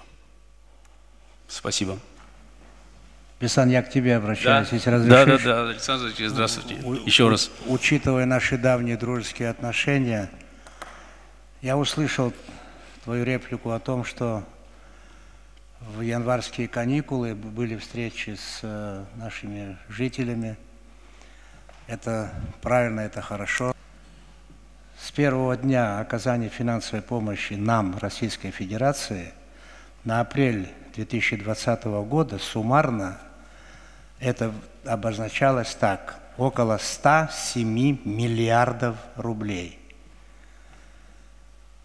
Примитивно в перерасчете на общее число населения на все это время на каждого жителя Абхазии, в том числе и грудного младенца на тот период, это было примерно 1800 рублей. Скажи, пожалуйста, как эти деньги надо было раздать нашим гражданам. Это информация. Это за какой просто, период? Это за какой период? Это просто информация к размышлению. Это за весь период оказания финансовой помощи нашей стране, Российской Федерации, включая пенсионные выплаты по российским пенсиям. Другие расходы я не считаю, это вопросы обороны, погранслужбы и так далее. То, что непосредственно приходило в бюджет нашей страны. Суммарно, еще раз повторяю, для сведения коллег, это 1800 рублей в месяц на каждого человека. Как их надо было раздать? Задача же не была раздать, задача вложить в средства производства, которые могли бы производить товары, услуги, которые продавались бы, товар, деньги, товар. Ну, как бы такой кругооборот. Или вы хотите спросить, как бы я это сделал, или вообще в целом? Уважаемые коллеги, я бы хотел ваше внимание обратить на следующее. Беслан, знаете как, конечно, у определенного количества граждан есть претензии, но я хотел бы, чтобы вы это знали, вот когда говорят о том, что все разворовали, причем говорят так на протяжении последних 15 лет, как только помощь российская стала поступать в Абхазию, конечно же, с этим я не согласен, это не так. Около 450 объектов в Абхазии восстановлены на эти деньги, в том числе республиканская трасса, освещение трассы, школы, больницы, театры, детские сады, стадионы. Это же сделано. Дороги, которые восстанавливаются. Но я понимаю проблему людей. Водоводы, водоснабжение. Вложены колоссальные по нашим меркам деньги в энергетическую инфраструктуру. Этих денег мало. Это все деньги, которые пришли из Российской Федерации. Это звучит внушительно. 105 миллиардов рублей. Но потребности наши в десятки раз больше, Беслан. Конечно же, не все крестьяне об этом знают. А крестьяне, которые живут там, где уже вода проведена, дорога сделана, они уже так не говорят. Но это все делается этапами. Вы же видите, какая большая разница между Западной Абхазией и Восточной, между такая маленькая территория при этом. Наверное, в последнее время уже должно бросаться в глаза то, что больше стала развиваться Восточная Абхазия. Но знаете, как об этом, может, как это и не совсем удобно мне говорить, но мы последние 2 года по 100 миллионов рублей вкладываем в сельское хозяйство. А вы знаете, сколько вкладывалось до этого в сельское хозяйство? 10 миллионов рублей. 10 миллионов рублей ужасно мало. 100 миллионов рублей тоже мало, но 100 миллионов в 10 раз лучше, чем 10 миллионов. Поэтому мы говорим, первая ласточка, первые шаги, которые нужно было сделать 15 лет тому назад. Да, 15 лет, да. 10 лет тому назад. И я в своем приветственном выступлении сказал о том, что объем государственной российской помощи будет уменьшаться, он не будет увеличиваться точно. Россия одержит победу. Эти территории нужно будет восстанавливать. И туда пойдет российское финансирование бюджетное, и бизнес туда попросят пойти. У нас сейчас текущий момент, текущая конъюнктура. Вы знаете, если мы во всем, что было, будем разбираться, это разговор размытый и долгий. Поэтому сегодня мы идем по такому пути, как я понимаю, вы этот путь поддерживаете. Да, безусловно. Спасибо вам за это. Спасибо. Спасибо. Хотелось бы предоставить слово Шоне Гарри Викторовичу. Добрый день, Аслан Георгиевич, добрый день, уважаемые участники собрания. Мы начали реализовывать несколько проектов на территории Абхазии. Они находятся на разных стадиях, где-то на этапе строительства, где-то на этапе проектирования. Мы с чем сталкиваемся в реализации этих проектов, расскажет руководитель проекта Ливарс Сакания. Он глубоко погружен и наше видение, как эти проблемы решать. Я кратко выскажусь то, что касается законопроекта об апартаментах. Да, мне кажется, это всем очевидно, этот закон надо принимать. Вот. То, что касается то, что волнует население Абхазии, это выдача паспортов, гражданства, вид на жительство. Но мне кажется, что я посмотрел законопроект, там все четко описано. Но если у общества есть еще вопросы, волнует, возможно, еще провести какие-то общественные слушания, не знаю, там дебаты и так далее и тому подобное. Мое отношение за, закон надо принимать. А сейчас, с вашего позволения, передам слово Ливарсе. Табу Аслан Георгиевич Абхирахашцаз, Сергей Насурас Челашчажа, Папша Хазигядурут. Наша, значит, компания, мы большие застройщики, входим в тройку, в Алтайский край. Это наш профиль, именно как застройки. Значит, Россия страна большая, у нас, знаете, как получается, в каждом регионе как новая страна. Все начинаем с нуля, все сложности с исходной разрешительной документацией. Дойти до начала строительства занимает 2 года. То есть ужасная вообще бюрократия, но есть тому обоснование. Страна большая, много смежных согласований, то есть там к этому тоже шли годами. С точки зрения исходной разрешительной документации в Абхазии это рай. Это очень быстро можно начать строить, нет никаких правовых проворот, ну, там на основании эскиза ты согласовываешь, понятно, все это проектировщики все учитывают. С точки зрения инвестиционной привлекательности, ну, вообще оспаривать ничего не стоит. Я, кстати, хотел сказать, мы пример приводим Сочи. Сочи сегодня мораторий, Сочи уже никому не разрешают строить. Все, сейчас они принимают генплан, убирают лишних оттуда, все будет делаться, там уже не хватает земли, соответственно, понятно, все взоры на Абхазию, больших игроков. Мы, значит, что видим? Мы видим, во-первых, как этнические абхазы. Здесь каждый присутствующий, кто приехал сегодня в Абхазию, все отсюда уехали студентами. Кто-то в 80-е, кто-то в 70-е, я в нулевых. Вот мы все уехали. Если вы сейчас суммарно собрать, сколько создали рабочих мест в России, это десятки тысяч. Сколько мы платим там налоги. Мы можем это сделать здесь. У нас очень сложно это делать в Абхазии. Начинать я хотел сказать вам большое спасибо. Я как строитель очень завидую их скорости. Для меня это высший пилотаж. Такие темпы у турков, такие темпы в Китае строительство. Зайти и сделать продукт, который приносит экономику страны. Я отдельно спасибо, я сам из Гудауты. Вон это наша 16-этажка, которая я всегда жил в легенде, что она просела, ее надо сносить, оказывается, ее ничего не надо было делать. И наша в Ачимчире тоже 16-этажка, да. Вот. Идет по такому же пути. Я лично хотел, и спасибо, что нас всех собрали, это очень полезно для меня, как для молодого, здесь очень много опытных людей. Конечно, когда мы вместе, мы сильнее, конечно, сейчас я прочитал закон. Конечно, как гражданин Абхазии, я тоже хочу сказать, да, я тоже против того, чтобы давать там прописку, я тоже против того, чтобы давать гражданство, я против того, чтобы давать вид на жительство. Но если хотите честно, то инвестору это не нужно. Объясню почему. Гражданину России, я, извините, я, наверное, минут 10-15 отниму время, потому что это наше профильное, да, это профильное наше, мы застройщики и инвесторы, да. Какие риски, скажу, для Абхазии в том числе? Вот смотрите, что получается. Есть такая, кстати, банкир хотел по банкам тоже переговорить, но, наверное, подойдет. Значит, что получается? Вот мы, если этот закон примут, все понимают, на вложенный рубль мы будем привлекать 5, а то и больше.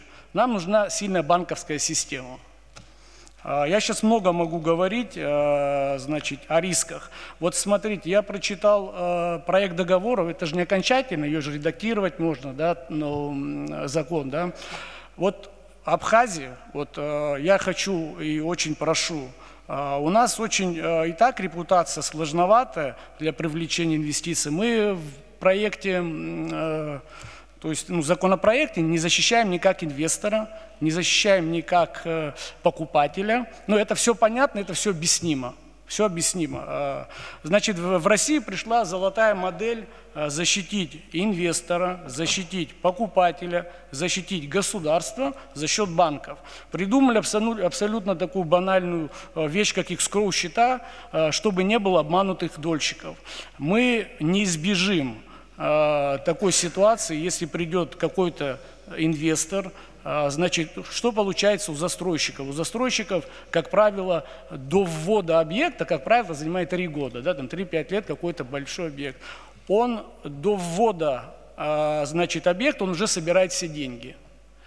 И, соответственно, если он добропорядочный, он продолжает свою бизнес-деятельность. Если он недобропорядочный, мы все дружно будем иметь подмоченную репутацию, и это очень плохо отразится на всех нас, в принципе. Бизнес кто ведет. Вот это надо будет, наверное, привлекать СГБ, привлекать все. Я почитал закон, мне очень понравилось, хотел задать вопрос, потом, наверное, мне ответите. Вот смотрите, там, значит, в апартаментах что прописано? Значит, человек, приобретающий... это же коммерческая недвижимость. Она, в принципе, проектируется так, в них, в апартаментах и в гостинице вообще нельзя жить, потому что там по нормам инсоляции там есть. То есть в квартиру должно попадать свет не менее 2 часов, а при проектировании гостиницы и апартаментов не принимают, не проектируют. То есть там можно крутить как хочешь, там свет не обязателен. Вот, я все переживаю больше всего, конечно, много проблем, я за обманутых дольщиков переживаю. Вот у нас есть хороший опыт, Николай Джумберович здесь сидит, парень молодой, построил акваторию, да. Исключительно из-за репутации человека знают, ведь сегодня у нас какие инвестиции будут? Репутационные инвестиции, раз мы не можем дать гарантии инвестору. А что такое дать гарантии инвестору? Когда приходит инвестор и просит гарантии, это эквивалент суммы инвестиций, надо откладывать, статья бюджета должна быть. Такой у нас сегодня сил нету. То есть если мы привлекаем 10 миллиардов, для нас, если дает государство гарантию, они должны где-то, правильно, да?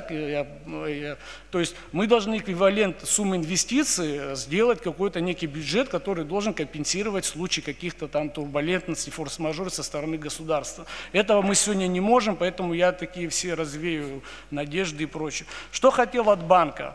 Хотел как? Мы готовы, и нам деваться некуда, инвесторам, всем присутствующих здесь. Мы этнические абхазы, мы... Как правило, если привлекаем из России деньги в Абхазию, нам они обратно там не нужны. Мы идем дальше развивать нашу страну. То есть все деньги будут аккумулироваться в стране. Я не буду сейчас афишировать банки, я уже встречался, там они новые.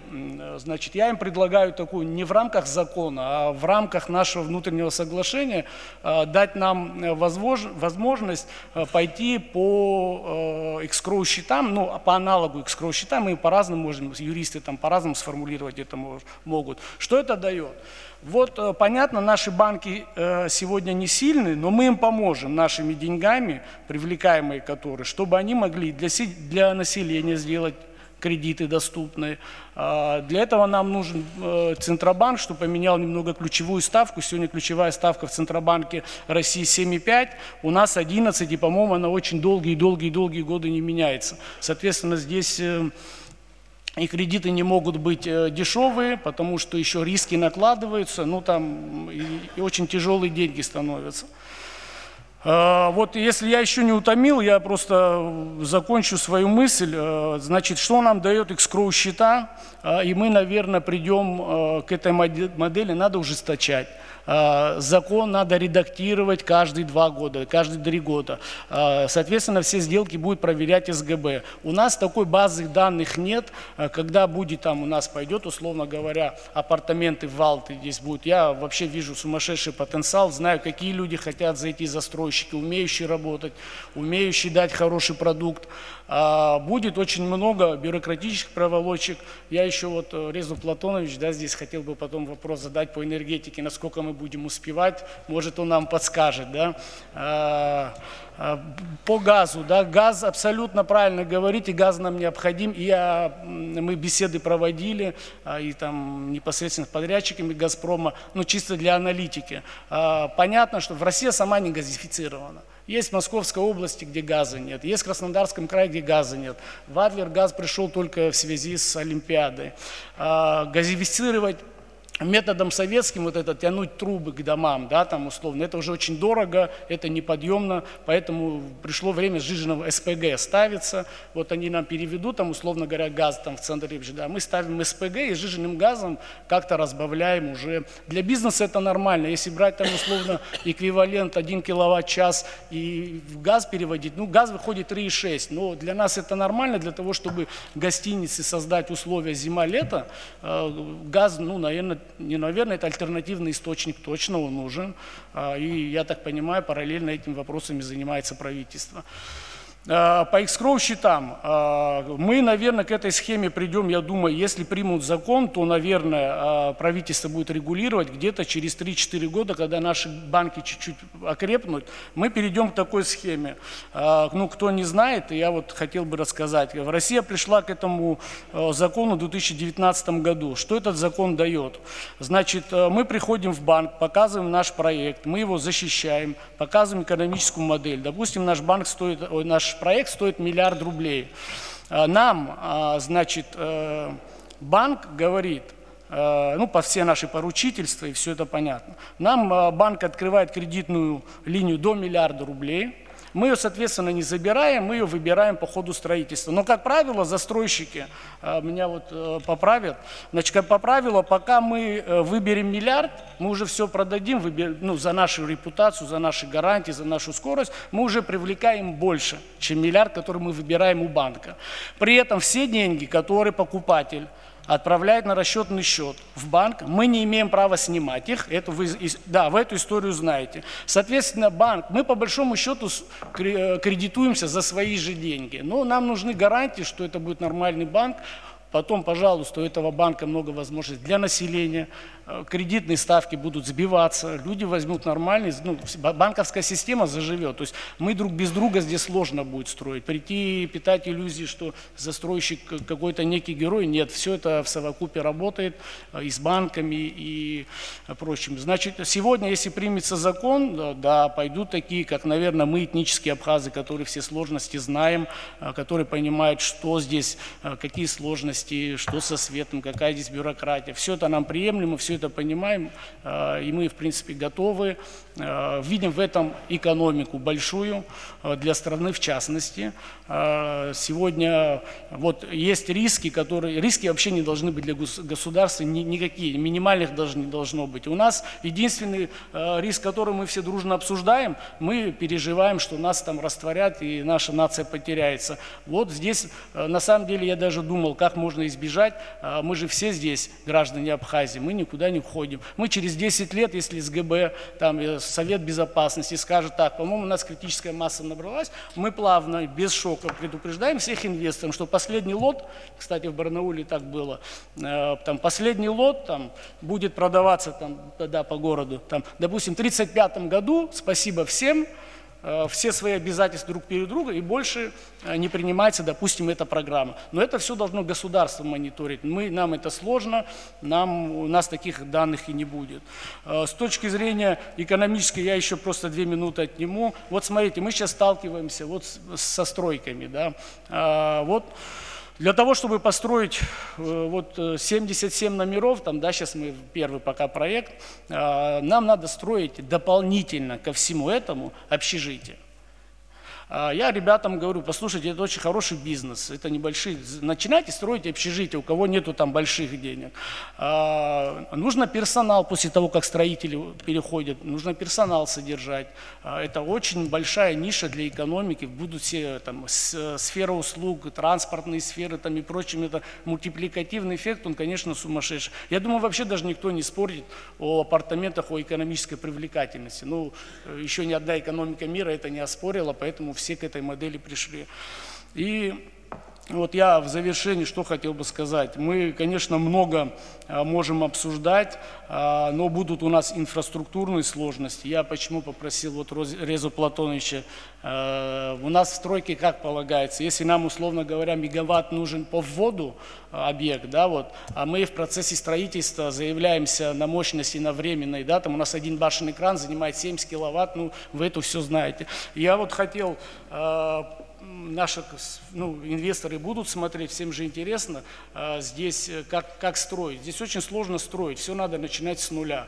У нас, слава богу, есть карьеры, да, у нас есть, наверное, песок, это все понятно. Цемент все будем, слава богу, хоть карьеры есть, да, потому что капитальное строительство в сейсмике 9 баллов, она подразумевает очень большие затраты. И нам надо проектировать, сейчас пример Турции показывает, что все, в принципе, проектировщики, мы закладываем на 9 баллов сейсмики, чтобы реализовывать наши проекты, когда если будет будет принят закон. Я хочу представить слово еще одному молодому человеку, который, как стало известно, имеет уже и практический опыт подобного вида строительства. Ткибучава Николай Джумберович, просим вас. Здравствуйте, уважаемый Аслан Георгиевич, члены правительства и участники сегодняшней встречи. Мне очень понравилось, когда сказали, что рассмотрение данного законопроекта, конечно, было бы лучше, если бы оно случилось еще ранее, так как на сегодняшний день это, на мой взгляд, сейчас за всех не буду говорить, но очень актуальная тема и своевременная.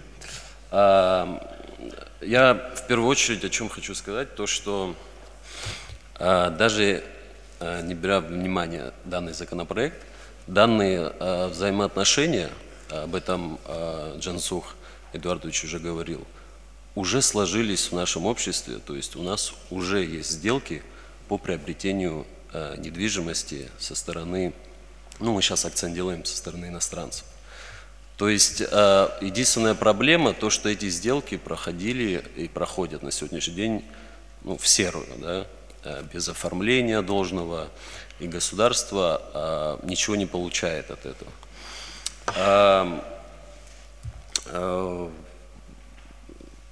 Принятие данного законопроекта, на мой взгляд, государство лишь упорядочит существующие отношения и с целью соблюдения баланса между общественных и государственных интересов.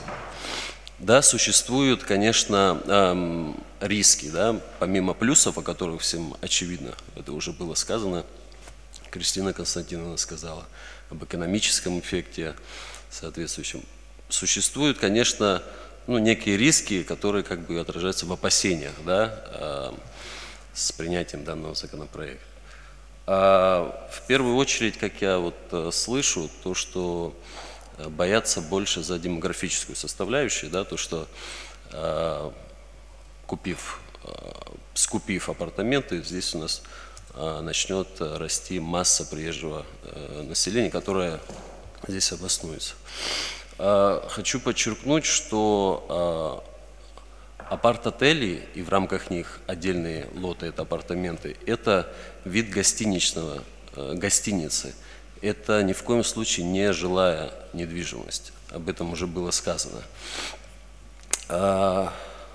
Со соответствующими дальше последствиями. То есть это невозможность прописаться в них и невозможность получения вида на жительство и так далее. Влияние как-то на общественную либо государственную деятельность в стране.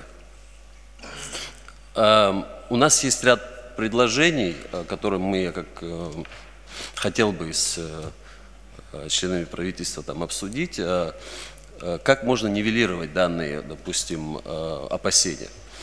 У нас существует, допустим, закон о правовом статусе иностранных граждан, который устанавливает сроки пребывания, допустим, иностранных граждан в Абхазии.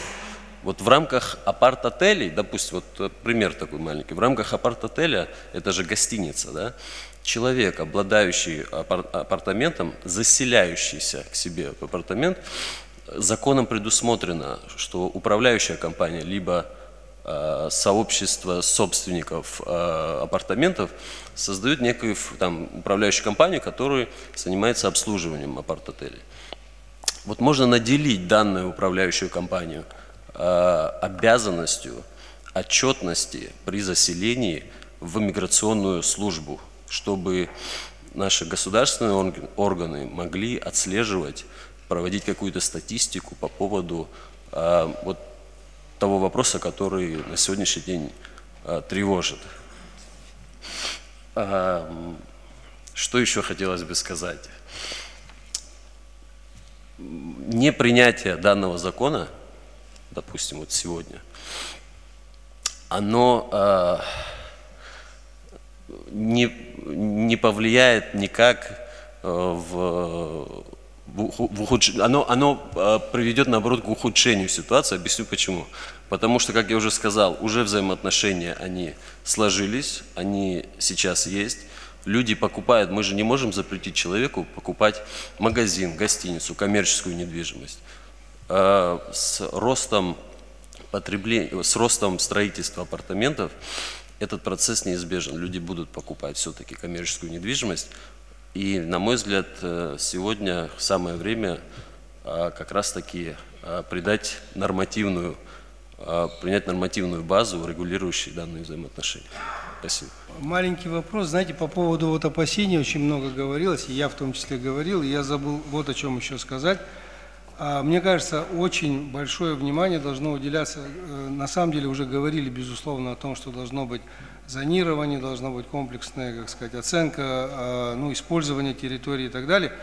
Но еще очень большое значение имеет все-таки количество, внешний вид и этажность. Очень абсолютно важно. Верно. Потому что особенно в городе, да, особенно в городе, если в городе Сухум или там Гагра, я не знаю, я как сухумчанин это говорю, если начнут появляться какие-то уродливые здания или какие-то там не вписывающиеся совершенно, или которые совершенно ломают там облик, то есть вот этого допускать нельзя, это обязательно. Да, никакой, и хаотично нет, и чтобы архитектурный облик не терялся, как бы. София Гивиевна Беглава. Прошу. Очень долгое время была стагнация в Абхазии, настало время перемен. И неизбежно, хотим мы этого, не хотим, все равно эти перемены настанут. Не сегодня, так завтра. Но пусть они настанут сегодня. Чем быстрее это настанет, тем быстрее пойдет стремительное развитие Абхазии. На это нужно обратить очень важное, пристальное внимание, потому что время, оно бежит.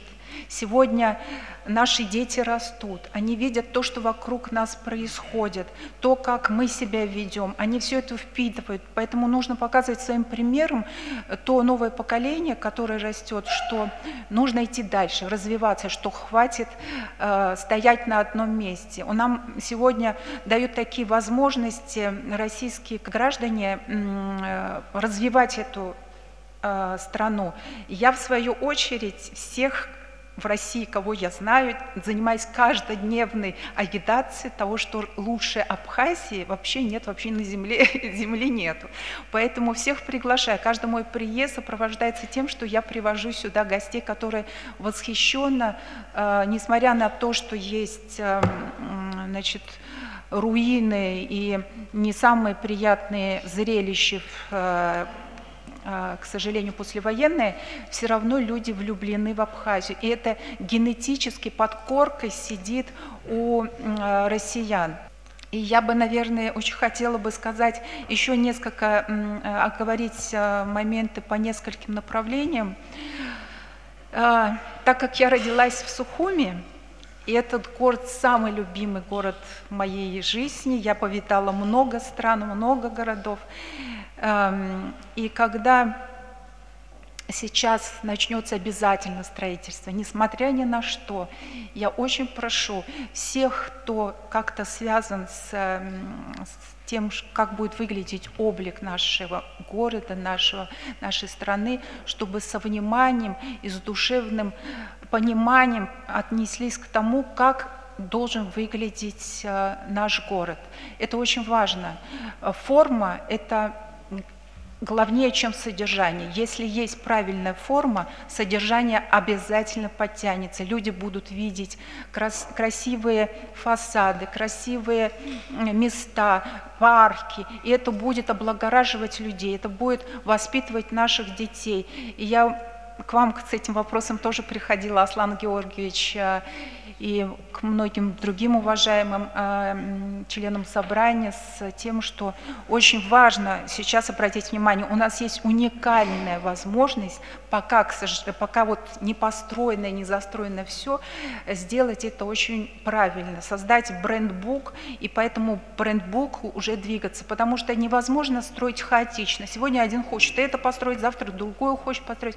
Почему мы любим ездить в Европу? Потому что там законодательно все регламентировано, кто что может строить, как что должно выглядеть. Это уже все есть, ничего придумывать нового не нужно. Давайте просто надо, чтобы все это захотели, и это случилось. И действительно наш регион, он будет особенным, потому что природа уникальной этой страны в коллаборации с человеческими возможностями в строительстве может дать результат феноменальный. И, конечно, люди сюда подтянутся из-за красоты, из-за природы, из-за гостеприимства, из-за многих других факторов, которые на этой прекрасной, Богом просто поцелованной земле есть такие возможности. Это коротко о том, за что я очень сильно болею. Вот. И мой небольшой опыт, который в течение ровно год, в феврале месяце, я взяла в аренду цитрусовое хозяйство. Очень много было противоречивых таких мнений. Одни говорили, почему ты это сделала, во что ты ввязалась, ты просто этого не понимаешь. Но так случилось, что я случайно заехала в совхоз Кохора. И я увидела этот прекрасный совхоз, там такая невероятная красота, но в таком упадническом состоянии находятся мандарины, апельсины, лимоны, что, знаете, хотелось взять, просто вот так обнять и спасти каждое дерево. Вот, и у нас прошел сезон сбора мандарин, и он прошел очень успешно. И я это говорю к тому, чтобы люди не потеряли веру в то, что это можно возродить. Это не то, что можно возродить, это просто обязанность государства Абхазии, потому что цитрусы – это бренд, достояние Абхазии. В разные предприятия, в разные новые какие-то бизнесы пытаются люди вложить огромные деньги, чтобы продвинуть свой бренд. А абхазскому мандарину не нужно не вкладывать ни рубля для того, чтобы он был узнаваемый. Сегодня в Москве я реализовала продукцию в Москве, они стояли в лучших сетях города Москвы. Значит, мне пришло письмо из одной, из другой сети с поздравлением с тем, что наши цитрусы пошли там на ура, что они продавались лучше всего. Все ищут абхазские мандарины, даже есть ложные абхазские мандарины, которые завозятся каким-то путем и под брендом Абхазии очень продаются хорошо, но все равно людей не обмануть.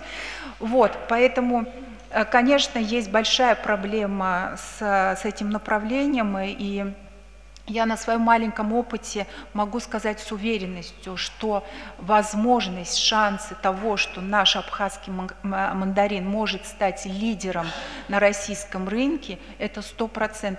Только нужно приложить усилия. И эти усилия не такие сложные, не такие неосуществимые. Все возможно осуществить. Было бы желание тех людей, которые этим занимаются, и понимание, как это правильно сделать.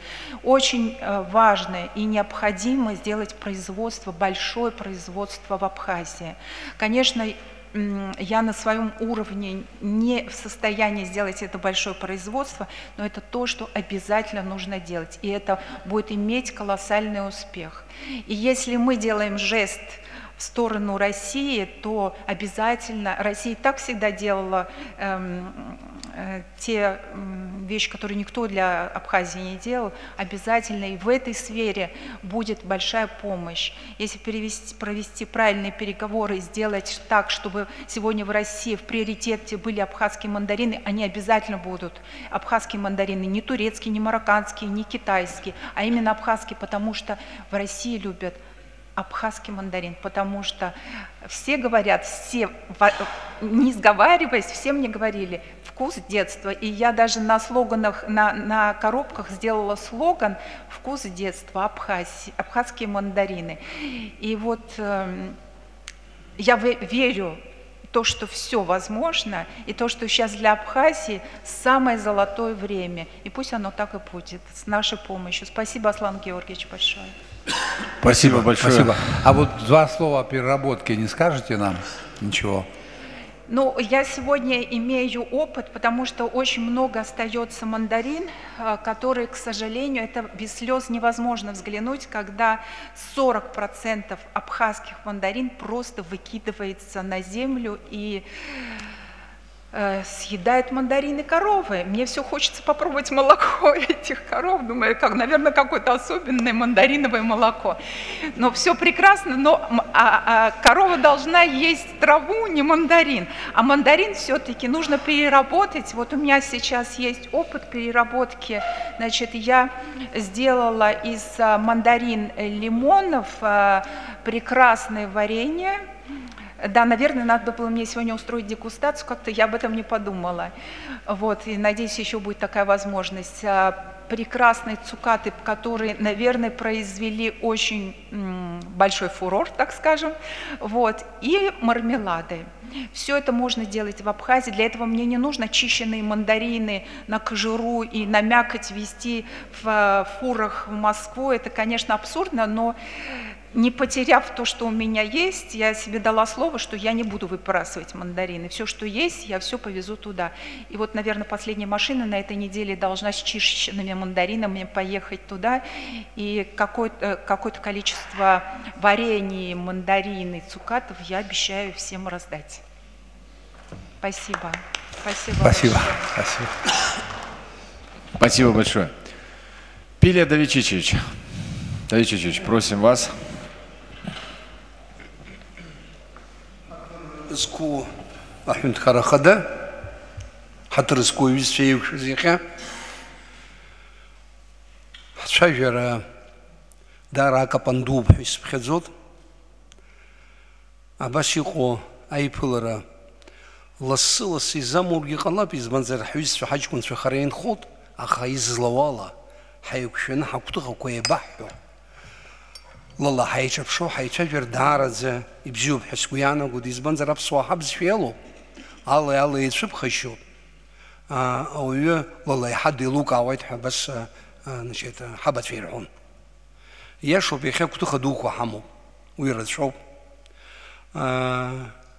избам хажул рабхиш рад шо аха абри разнакала хазбот хала гарги уяқара амч хама маадр озро يحلشوا عدروزرو يحلمشوا جعدروزرو وبريحاخو يحلمشوا بريحاخو وبريجي عدروزرو ويداري تخوب بستزرج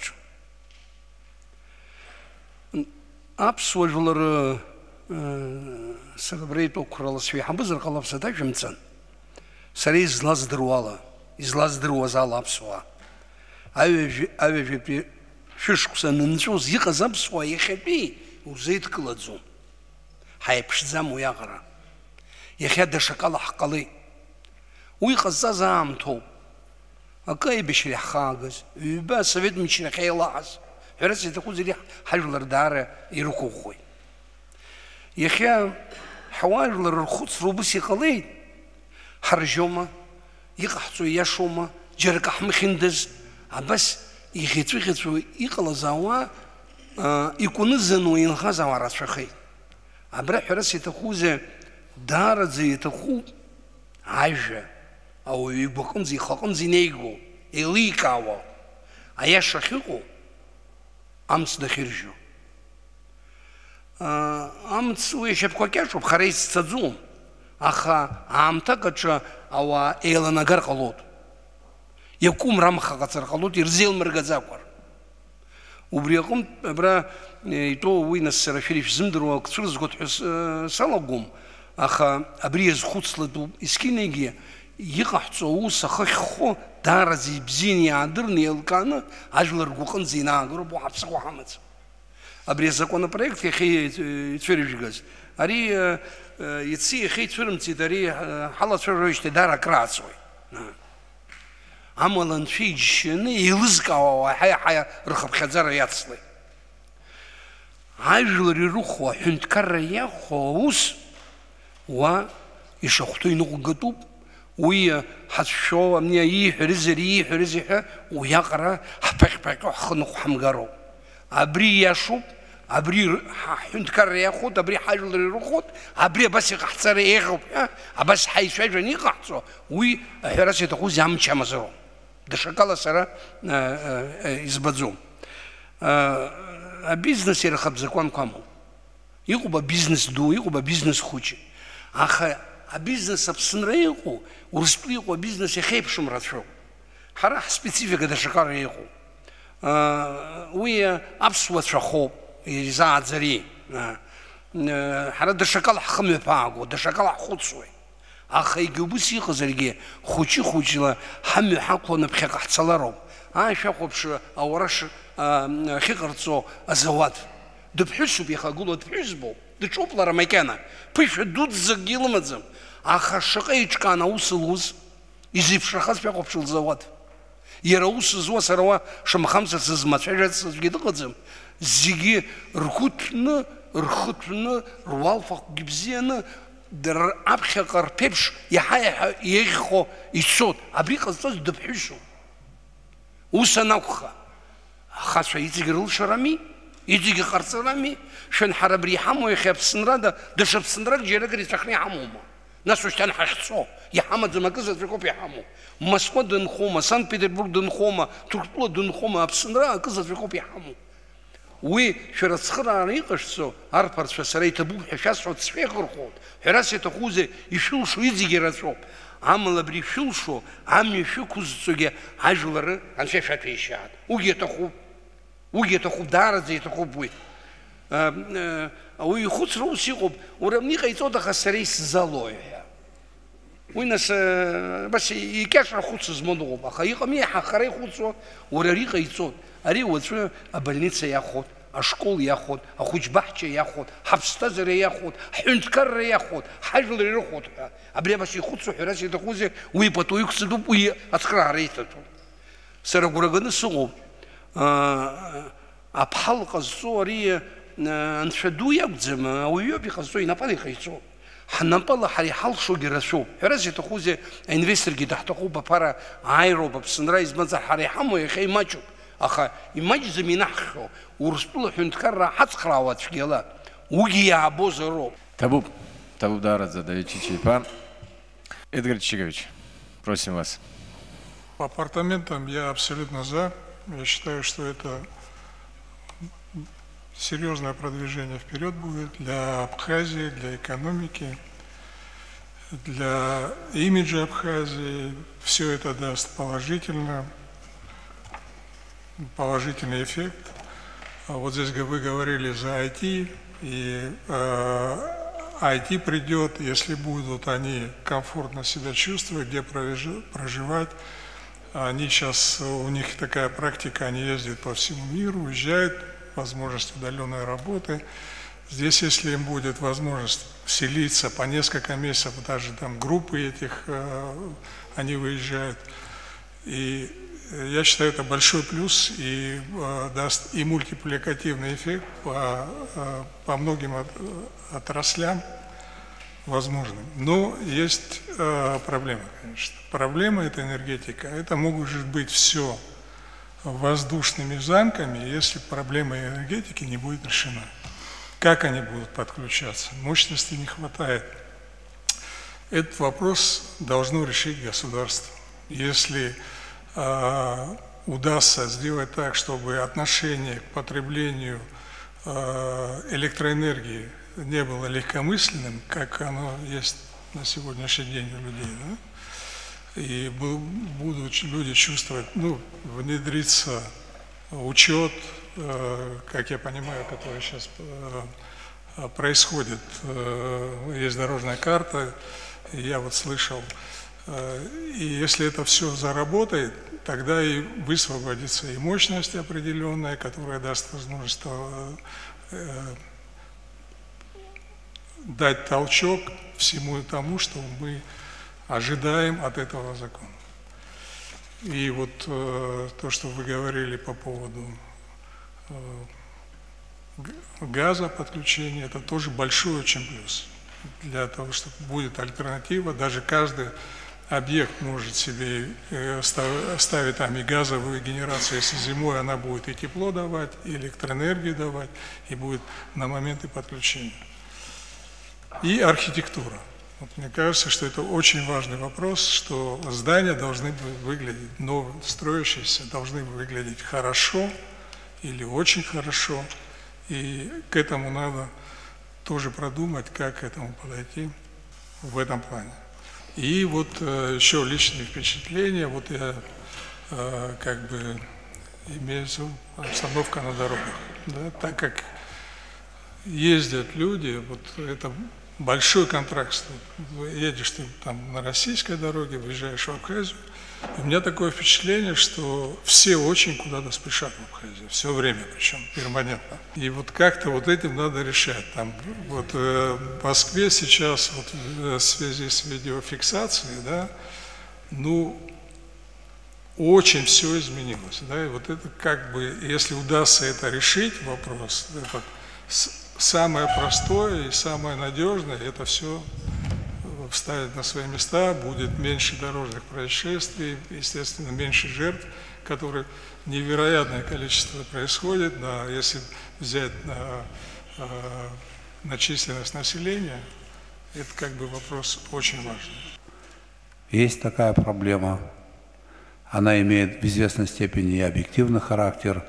Мы изыскали возможность, собственные деньги, и будем вкладывать в создание центра обработки данных, будем контролировать дорогу, будем контролировать разъезды через эти возможности. И я думаю, что это приведет к понижению случаев ДТП. Ну, статистики ради могу сказать, что наибольшее количество погибших у нас было в 2016 году, 81 человек погиб, в 2021 мы как-то понизили до 41, в 2022 у нас опять произошел всплеск.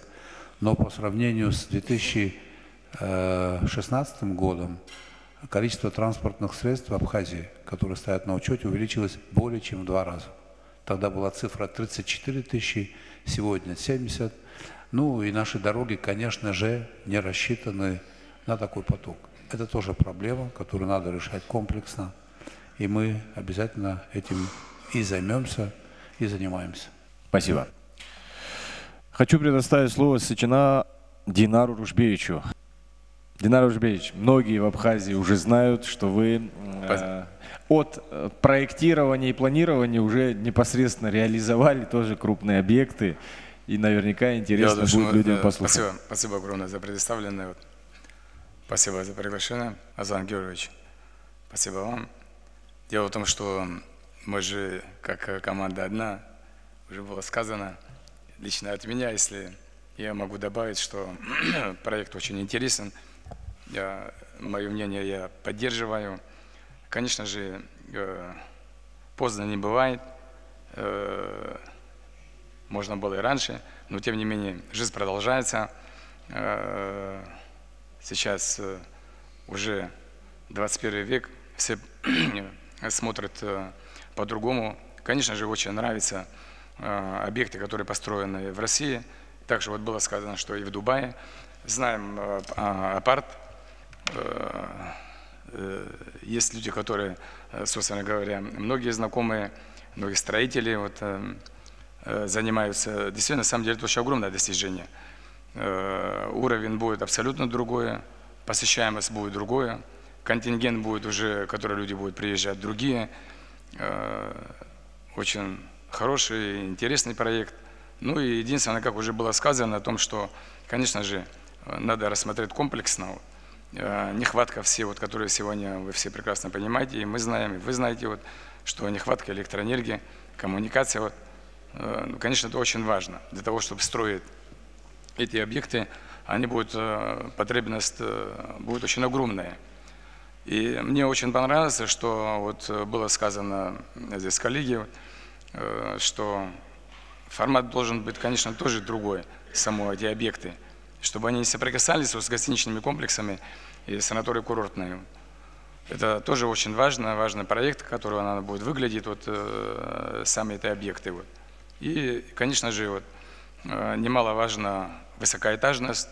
Высокоэтажность, она требуется технология другая. Она должно быть, тоже сегодня было сказано, что связано, не дай бог, сегодня вы сами знаете, что происходит. Вот, очень огромное вложение.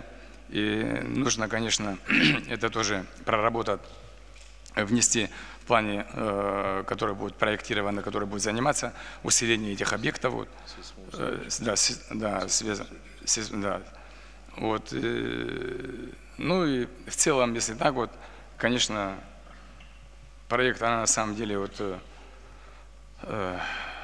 надо было, конечно, и раньше, но тем не менее сейчас вот, я считаю, что это тоже не поздно. И по поводу, конечно же, вот, я тоже за, как и коллеги тут были много сказано, конечно, пусть строят. Спасибо огромное за предоставленность, спасибо, Аслан Георгиевич, спасибо, Золотинскович, вам, всем коллегам, и процветания, будущее. Будем стараться, будем держаться, будем делать все необходимое для того, чтобы улучшить жизнеспособность нашей родной Абхазии. Спасибо вам. Спасибо. Абиссалом Алексеевич, просим вас. Кварчи Абиссалом Алексеевич. Спасибо.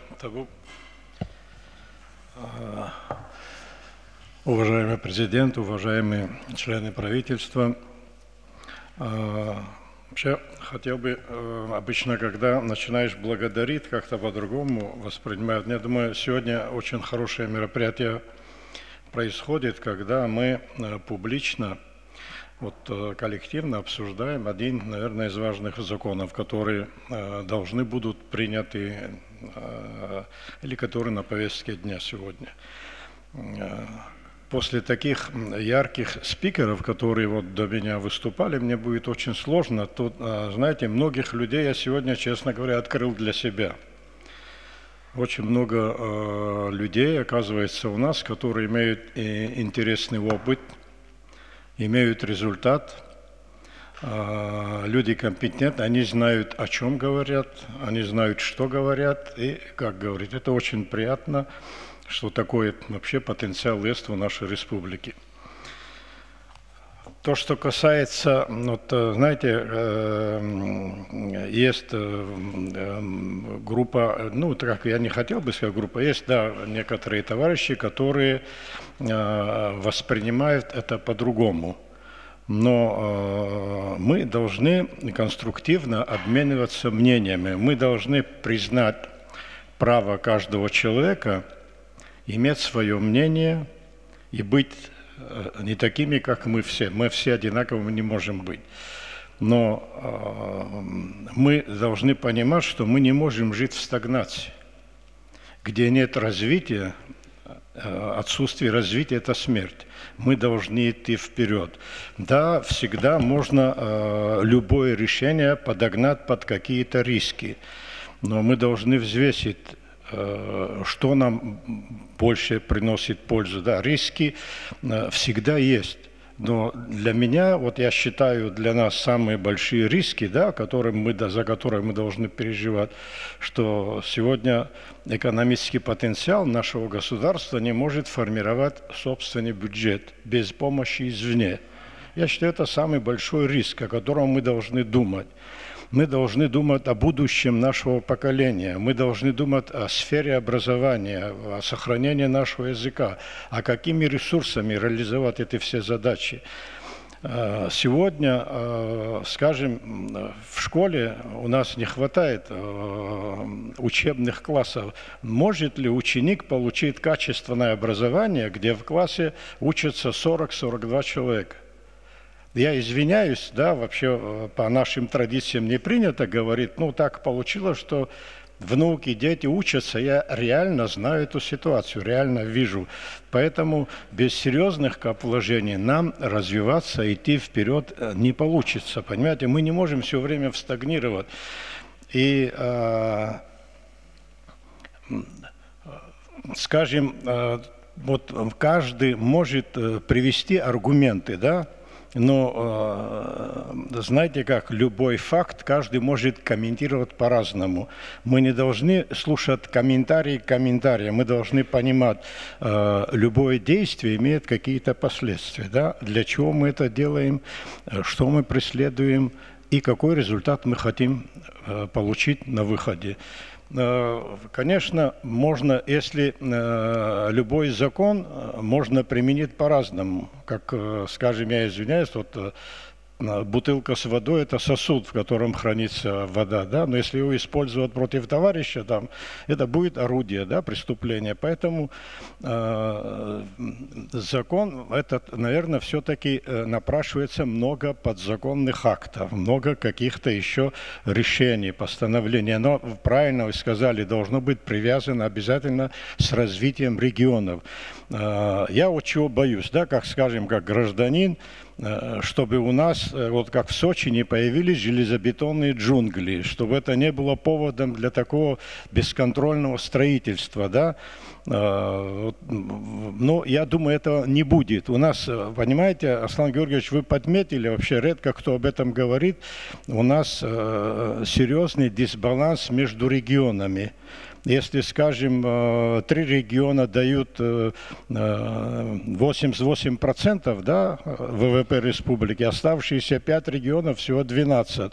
Это серьезная проблема. Это и риски тоже там заложены. Если мы не будем регионы развивать, но без привлечения инвестиций, понимаете, я не вижу, как мы будем развиваться. Даже наш бюджет, который мы сегодня имеем, там 12 миллиардов или 13, я, может, ошибаюсь в цифрах, но я извиняюсь вообще за такое высказывание, все-таки это нищенский бюджет.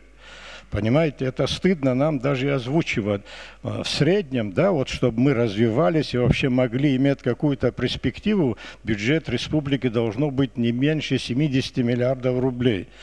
Вообще, по-хорошему, 120 миллиардов рублей, чтобы мы могли что-то делать, развивать. Вы посмотрите, я сейчас тоже отойду, наверное, в сторону, но это очень важно. Мы должны думать о здоровье нашего поколения. У нас нету спортивных площадок, где детей наших развивать. Понимаете, молодой организм, который должен развиваться, бегать, мы их загнали в школы, а дальше после школы им идти некуда. У нас дефицит спортивных секций, у нас дефицит всего. Понимаете? Если мы не будем развивать наши экономические потенциалы, как мы можем реализовать эти все задачи? Вот Муса Хабалевич очень четко заметил, знаете, как я обратил внимание, говорит, нельзя демографию связывать вот с такими решениями. Демография – это отдельная проблема, это отдельно надо решать, это серьезная проблема.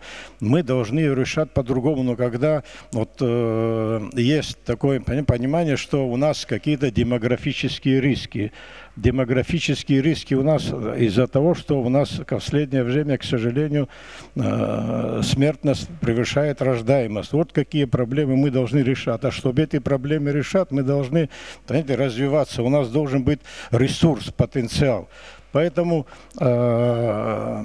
мы за любое развитие, мы за любое решение, которое, значит, будет улучшать жизнь наших людей, будет улучшать благосостояние нашего государства. Сегодня вот я многим говорю, потому что я имею такой скромный опыт. Самый первый инвестор, серьезный инвестор, который был в Абхазии, фактически, появился из-за как бы личной связи, не имеет значения. Понимаете, для них удивительно было, что почему землю не дают в собственность. после этого сюда приезжали очень серьезные люди и так далее. Всех вот этот вопрос смущает. Я вот не могу довести, что пока я собственник земли, преимущество всегда на моей стороне, потому что объект, недвижимость стоит на моей собственности. И я имею, это ахиллесовая пята любого потенциального инвестора. Это многих потенциальных инвесторов смущает и как бы сдерживает. Поэтому вот сегодня вот так вот, что у нас что-то отняли, нет, это правильно, то, что земля остается в собственности, и все остальное тут я согласен с мнениями всех выступавших. Вот моя соседка, с которой я здесь познакомился, очень приятно, очень эмоционально выступила. Видите, человек, вы понимаете, как она не поехала отдыхать, там, скажем, в Дубай или там недвижимо, она вкладывает в Абхазию, в самую высокорискованную сферу вообще, сельское хозяйство. Таких людей наше государство должно обхаживать, поддерживать и всегда стоять рядом. Спасибо вам всем. Много еще хотелось бы говорить, конечно, у нас много проблем, но сегодня, я думаю, получился очень интересный круглый стол. Вообще хотелось бы, чтобы это было традицией. Надо общаться со всеми, у кого другое мнение, надо высказывать, мы будем обмениваться мнением. Но есть категория людей, которые просто против, потому что против, но с ними невозможно говорить. Но у людей, которые есть какие-то опасения, я думаю, всегда мы можем найти общую платформу, общее для общения. Спасибо всем. Габлия Соломон Бачгович, просим вас. Хотелось бы что сказать. Значит, понятно, законопроект, который я к нему чуть попозже. Сегодня ситуация не только в нашей стране, во всем мире, значит, за инвесторами гоняются. Казалось бы, Соединенные Штаты Америки, при том, что хватает и ресурсов, и первая экономика мира, за то, что перетягивает с французской компании или немецкой компании, идет, значит, скандальное обсуждение между руководителями. Поэтому, конечно же, нам необходимо создать условия для потенциального инвестора, максимально благоприятные условия. И закон вот, о парт-отелях, который мы сегодня обсуждаем, он, конечно, был необходим еще раньше, но никогда не поздно ее начинать, и надо ее начинать. Почему? Потому что всем нам известные курорты сегодня в Турции, в Арабских Эмиратах и в других, в сферу туризма вложили инвесторы. Страны сами, хотя богатые страны, они в меньшей степени финансами участвовали. Турцию подняли Англия, Германия и другие инвестиционные деньги. Вот то, что мы, казалось бы, должны видеть. Поэтому, наверное, общество наше тоже как бы... Мы впервые сталкиваемся с этой ситуацией. Наверное, многие не понимают, но на то и диалог должен происходить, чтобы люди это все понимали. Вот. И еще бы один момент бы я отметил. У нас регионы на самом деле разные и районы. Возможность в этом законе предусмотреть для восточной части Абхазии другое налогообложение под этим законом. Почему? Потому что, допустим, Гаграх апарт-отель будет работать и круглосуточно. В Очимчире или в Гале, в прибрежной зоне, она может похуже работать, ну, из-за отсутствия инфраструктуры, там, населения. Человек, который туда приезжает, он должен куда-то выйти, отсутствует. В Сухуми, наверное, тоже хорошо, великолепно будет работать. В Афоне хорошо будет работать. В Гудауте, может, чуть похуже, но будет работать. Вот здесь предусмотреть налоговые преференции или в одну, или в другую сторону. Может, в Сухуми больше, а там, в Очимчире меньше. Вот. А сам закон, конечно, необходим. Сегодня тенденция, если мы берем бизнес-сообщество России, ну, серьезный бизнес, пытаются находиться где-то за рубежом, иметь офис, поскольку этот закон подразумевает, это не жилье, оно и как офис может оно использоваться, имея коммуникацию, интернет и прочее. Если заработает аэропорт, доступность, допустим, до Москвы или ближайших российских крупных городов, 2 часа лету, и это пешая доступность, что называется. И человек этот может сидеть здесь годами и управлять своим бизнесом. Бизнесы, конечно, разные, но IT-компании, которые сегодня выехали за пределы России по известным причинам. Ну, они могут и оказаться у нас. Поэтому еще раз спасибо. Я, в частности, всецело поддерживаю эту ситуацию, и надо ее быстрее понимать, создавать людям правила игры, чтобы они понимали, куда идут и по каким правилам играть на этой площадке. Спасибо. Спасибо, Салман Башгович. Джумбер Леонтьевич, просим вас. С удовольствием. Уважаемый Аслан Георгиевич, дорогие друзья, во-первых, начну с того, что на самом деле нужное своевременное мероприятие проводим.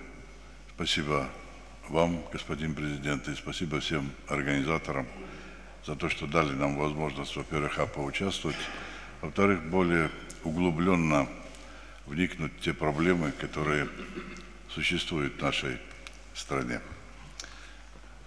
Вы в своем докладе, Сан Георгий, сказали, что к Абхазии проявляет интерес. К Абхазии интерес был, есть и всегда будет. Люди моего поколения помнят, в летний период в Абхазию приезжало отдыхать за сезон 1,5 миллиона человек. Жило 500 тысяч. И все эти люди находили себе применение, местное население предоставляло услуги, а люди, отдыхающие, оставляли здесь немалые деньги. И я, насколько помню, Александр Золотинский не даст соврать, Абхазия в тот советский период не была дотационной республикой. У нас хватало своих денег для того, чтобы мы могли нормально жить. Единственный город был, это мой родной Творчели, потому что там добывался уголь, а себестоимость угля была 48 рублей за тонну, когда в целом по Советскому Союзу эта цифра достигала 12. Я к чему говорю? Люди проявляют интерес, значит, надо им создать все условия для того, чтобы они сюда ездили. И тот закон, который мы сегодня с вами обсуждаем, он не новый, это не то, что там мы что-то на нуле создаем, все прогрессивное человечество, все страны, где развита эта индустрия, этот закон работает и действует. Просто надо делать красиво, правильно и грамотно. Что имеется в виду? Проекты должны быть современные, проекты должны быть архитектурно вписывающиеся в нашу действительность. И это все должно быть согласовано с основным законом, закон развития государства. В наше время, даже вот в нашем городе Творчели, невозможно было построить ни жилье, ни какое-то другое строение, если это не рассматривалось на архитектурном совете, если это не вписывалось в генплан города. А наше грядущее поколение, Сан Георгиевич, обязательно, если мы не предпримем в этом плане каких-то мер, упрекнет нас в этом. Сегодня что происходит? Ну, сегодня это образно, я говорю. Встал человек, вышел на берег, ступил на него, очертил круг, это мое, и строит там все, что угодно, что он захочет, как захочет. Ну, в последнее время, конечно, все это приходит в нужные формы, но это так было.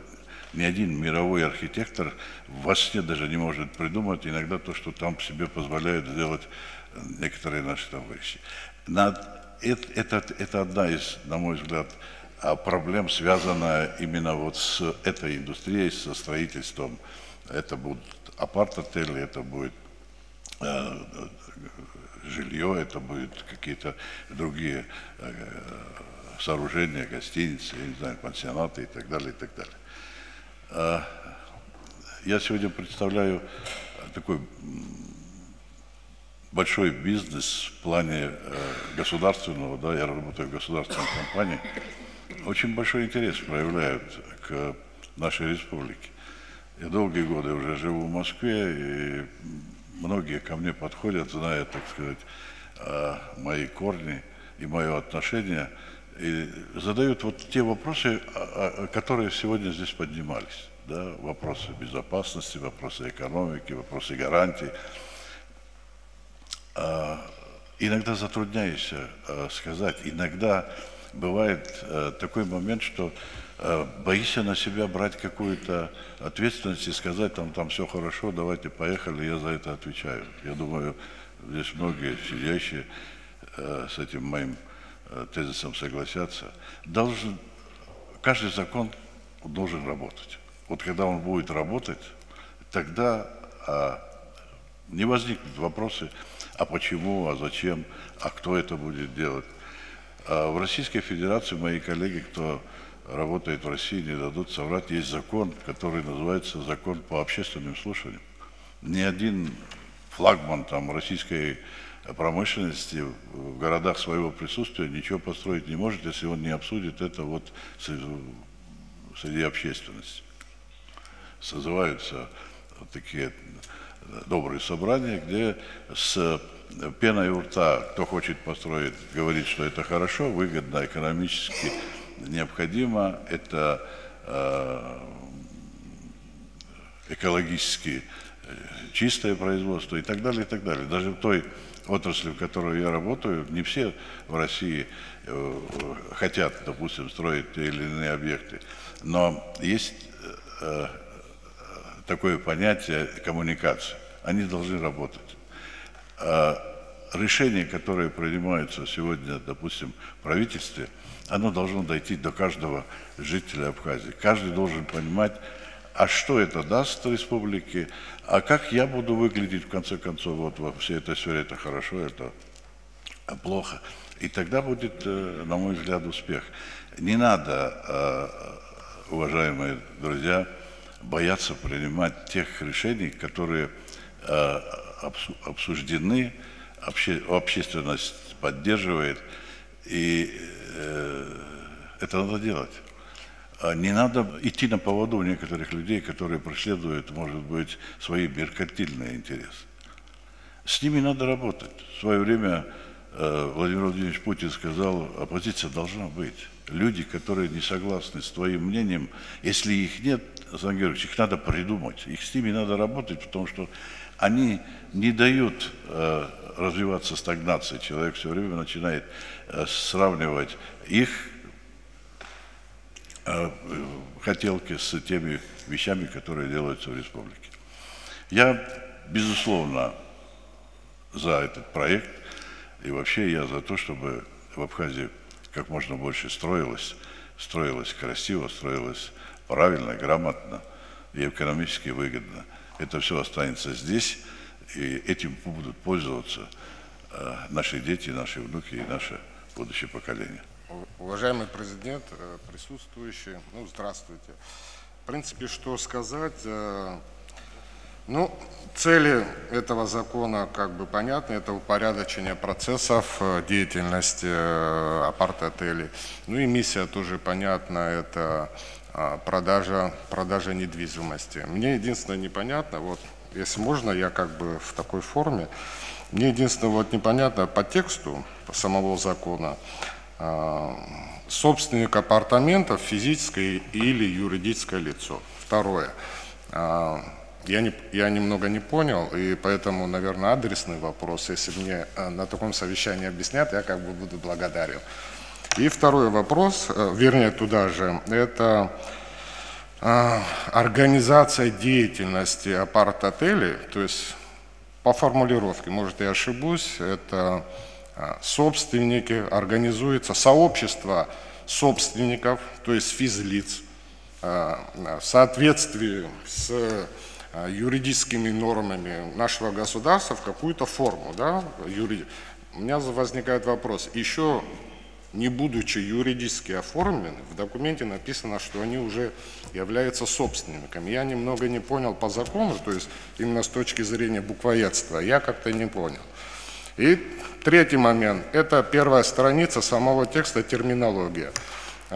Застройщик определения, индивидуальный предприниматель или юрлицо, которое осуществляет строительную, по-моему, да, деятельность принадлежащем ему участке, ну, для строительства апарт-отеля, формулировка принадлежащим ему, я вот как бы, закон, если он как бы важен, если тем более такой общественно имеет мнение к этому закону и влияет на социального, кажется, на социум, я как бы не понимаю, почему в законе, ну, может, я неправильно прочитал, почему в законе вот такие буквы, я как-то вот, мне казалось, что он должен более четким и более, как сказать, раскрывающим всю суть, потому что на сегодняшний момент, насколько мне известно, в Абхазии в принципе, то, что написано в законе, по существу, на практике это и происходит, за исключением каких-то деталей,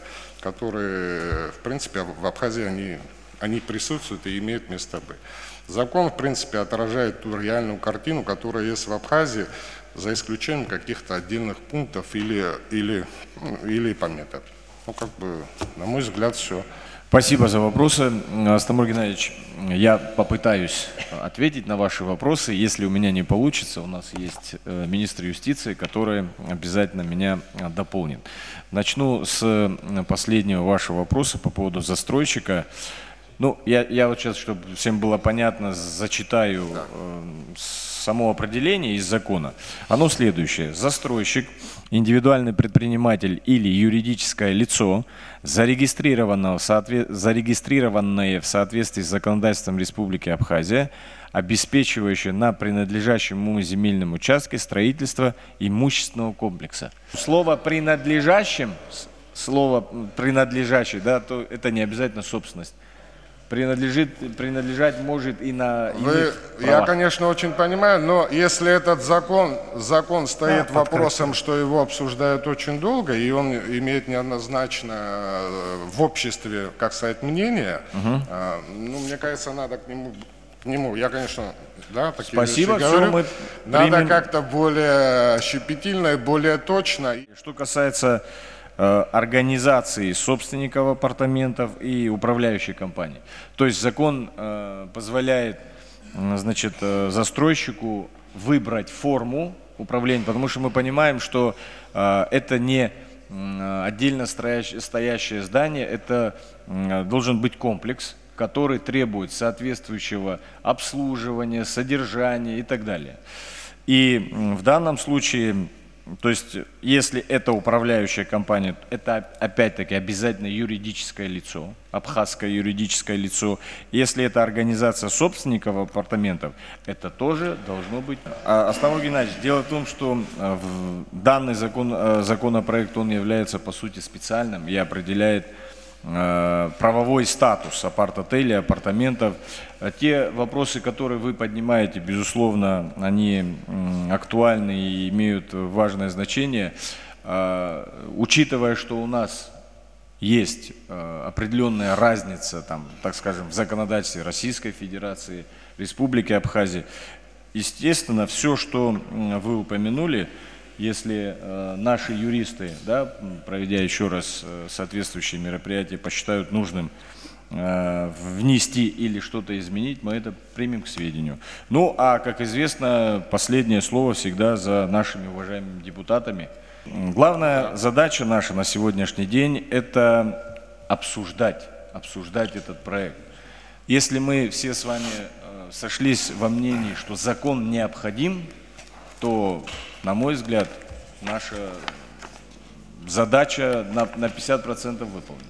А все юридические, тут я согласен с вами, два юриста, 3 мнения, и еще предстоит очень большая работа по обсуждению каждой нормы, каждой запятой и каждого слова. Очень много интересных мыслей было высказано, мне понравились, и, ну, вот, мне кажется, я попытаюсь какой-то части, может быть, такой, мне кажется, суммировать, что ли.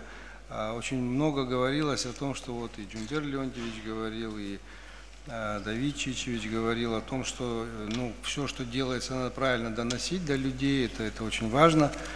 И первое, и второе, конечно, очень важно, чтобы все-таки была совершенно конкретная, понятная схема того, как это будет реализовываться, начиная от всех от экспертизы самого проекта, какие будут там встречи по этому поводу, там слушания и так далее. я считаю, что обязательно вернее, должен быть эффективно действующий совет архитектурный, который должен принимать решения достаточно независимы. Ни для кого не секрет, что очень многие, в том числе те, кто против введения этих законов, они беспокоятся именно то, как это будет реализовываться. Да? Они беспокоятся о том, что могут возникнуть коррупционные составляющие, вот там за деньги все решат, и этажи увеличат, и участки пробьют, и, я не знаю, там ВНЖ дадут и так далее. Поэтому вот должна быть ясная, понятная схема. Но это все я с этим согласен совершенно. Я просто хотел добавить, мне кажется, об этом, я не слышал, по крайней мере, что колоссальная проблема для любого инвестора, вот для меня лично тоже, в том числе, это отсутствие соглашения об избежании двойного налогообложения. Не знаю, это вот прям это такая мина замедленного действия, и она лежит подо всеми. Если не будет этого соглашения, то, конечно, многие инвесторы хотят инвестировать в Абхазию, готовы и так далее, но мы же понимаем, что Абхазия, помимо Абхазии, есть еще много, так сказать, мест приложения денег, варианты для инвестиций. И когда люди начинают сравнивать, они сравнивают комплексно. Вот в том числе риски, связанные с налоговыми, с налоговым регулированием. И отсутствие соглашения, это означает, что ты должен платить налоги и в Абхазии, и в России, в частности. Но это как бы вообще никого не устраивает, то есть вообще. Поэтому это вот прям вопрос, на котором, мне кажется, надо заострить внимание абсолютно. Беслан Родионович, Кристина Константиновна сейчас нам расскажет, на каком этапе находится этот вопрос. Беслан Родионович, спасибо за акцент расставленный, это действительно очень актуально. Мы практически год назад соответствующий проект соглашения межправительственный, проработанный с российской стороной, направили уже на согласование. Он у нас, в принципе, внутри республики в определенной редакции согласованной имеется, но есть пока позиция российской стороны о том, что данное соглашение преждевременно, но позиция абхазской стороны однозначна в этом вопросе, и данное соглашение у нас включено в перечень мероприятий по программе формирования общего социально-экономического пространства с Российской Федерацией. И в рамках решений межправкомиссии по реализации этой программы соответствующие поручения даны Минфину и Минэкономразвития, довести эту работу до определенного результата для того, чтобы это было интересно. Почему Минэкономразвития России и, соответственно, правительство Абхазии акцентирует на этом внимание, потому что, безусловно, реализация данных мероприятий по принятию законопроекта, по привлечению таких масштабных инвестиций, по тому межправсоглашению, которое, скорее всего, будет подписано по тому, что российские юрлица тоже будут иметь возможность реализовывать такие проекты в Абхазии, соответственно, повлечет просто обязательную норму по принятию данного соглашения. И, в принципе, в таком контексте есть определенная надежда, что оно будет подписано. В связи с этим у меня два комментария. Значит, первое, это у России нет никаких соглашений, например, там с Италией или еще с какими-то странами о гармонизации законодательства вообще нет. Но межправсоглашения есть о избежании двойного налогообложения. Это вообще отдельный вопрос, по сути. Нет, Беслан Радиович, к сожалению, в нашем случае это не отдельный вопрос, потому что, соответственно, масштабы Италии, масштабы Абхазии в данной ситуации несопоставимы. Я понимаю, что есть специфика, просто... Да.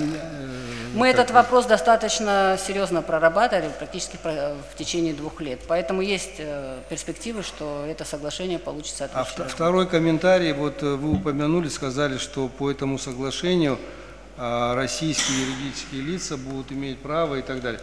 А я вот немножко не понимаю, это не будет противоречить законодательству? Нет, это же межправительственное соглашение. А в данном просто случае... там написано в законе, что это абхазские юридические лица, по-моему. В данном случае закон – это закон, а межправительственное соглашение, оно обязательно подлежит ратификации, соответственно, на него это будет распространяться. Уважаемые главы администрации, у вас появляется возможность рассказать нам, что вы увидели и слышали. Беслан Федорович, наверное, с вас начнем. Уважаемый Аслан Георгиевич, уважаемые приглашенные коллеги, По вашему поручению мы посетили Республику Татарстан, были в столице, поездили по регионам, нам продемонстрировали потенциал, который реализовывается, ну, на их взгляд, понятно, все это планово и, как говорится, серьезной поддержкой государства, но для нас это было большим учебным пособием. В каком плане? Действительно, у них территориальное планирование, оно давно уже завершено. Комплексное развитие территорий тех или других, скажем так, они обозначены. И те точки роста, которые они определили для себя в виде особых экономических зон, они тоже реализованы. Мы побывали в агентствах развития и в агентстве привлечения инвестиций. Они абсолютно, их деятельность разнится друг от друга. Что нас привлекло? Да? В одном случае, значит, привлечение инвестиций это работает как институт развития в том числе. То есть данному предприятию, государственному, разумеется, поставлены задачи реализации тех планов стратегических, которые были приняты на уровне республики. И им даны инструменты государственному предприятию, имеется в виду бюджетное финансирование для реализации проектов инфраструктуры, под которые потом они уже, ну, я бы не сказал бы в свободном, наверное, режиме, но также в плановом режиме привлекают инвестиции. Вот. Другое предприятие, которое нас тоже заинтересовало, я думаю, Кристина Константиновна потом дополнит, если я что-то упущу, раз уж предоставили слова. Другое предприятие, оно насыщается бюджетными инвестициями, которые рассматривают предложения мелкого и среднего бизнеса, инвестируют на возвратной основе под проценты или под участие. То есть тем самым стимулируют мелкий и средний бизнес. Нам стало понятно, каким образом происходит взаимодействие между государством и предпринимательским сообществом на основе организации точек роста в виде особо экономических зон. Как построена эта работа?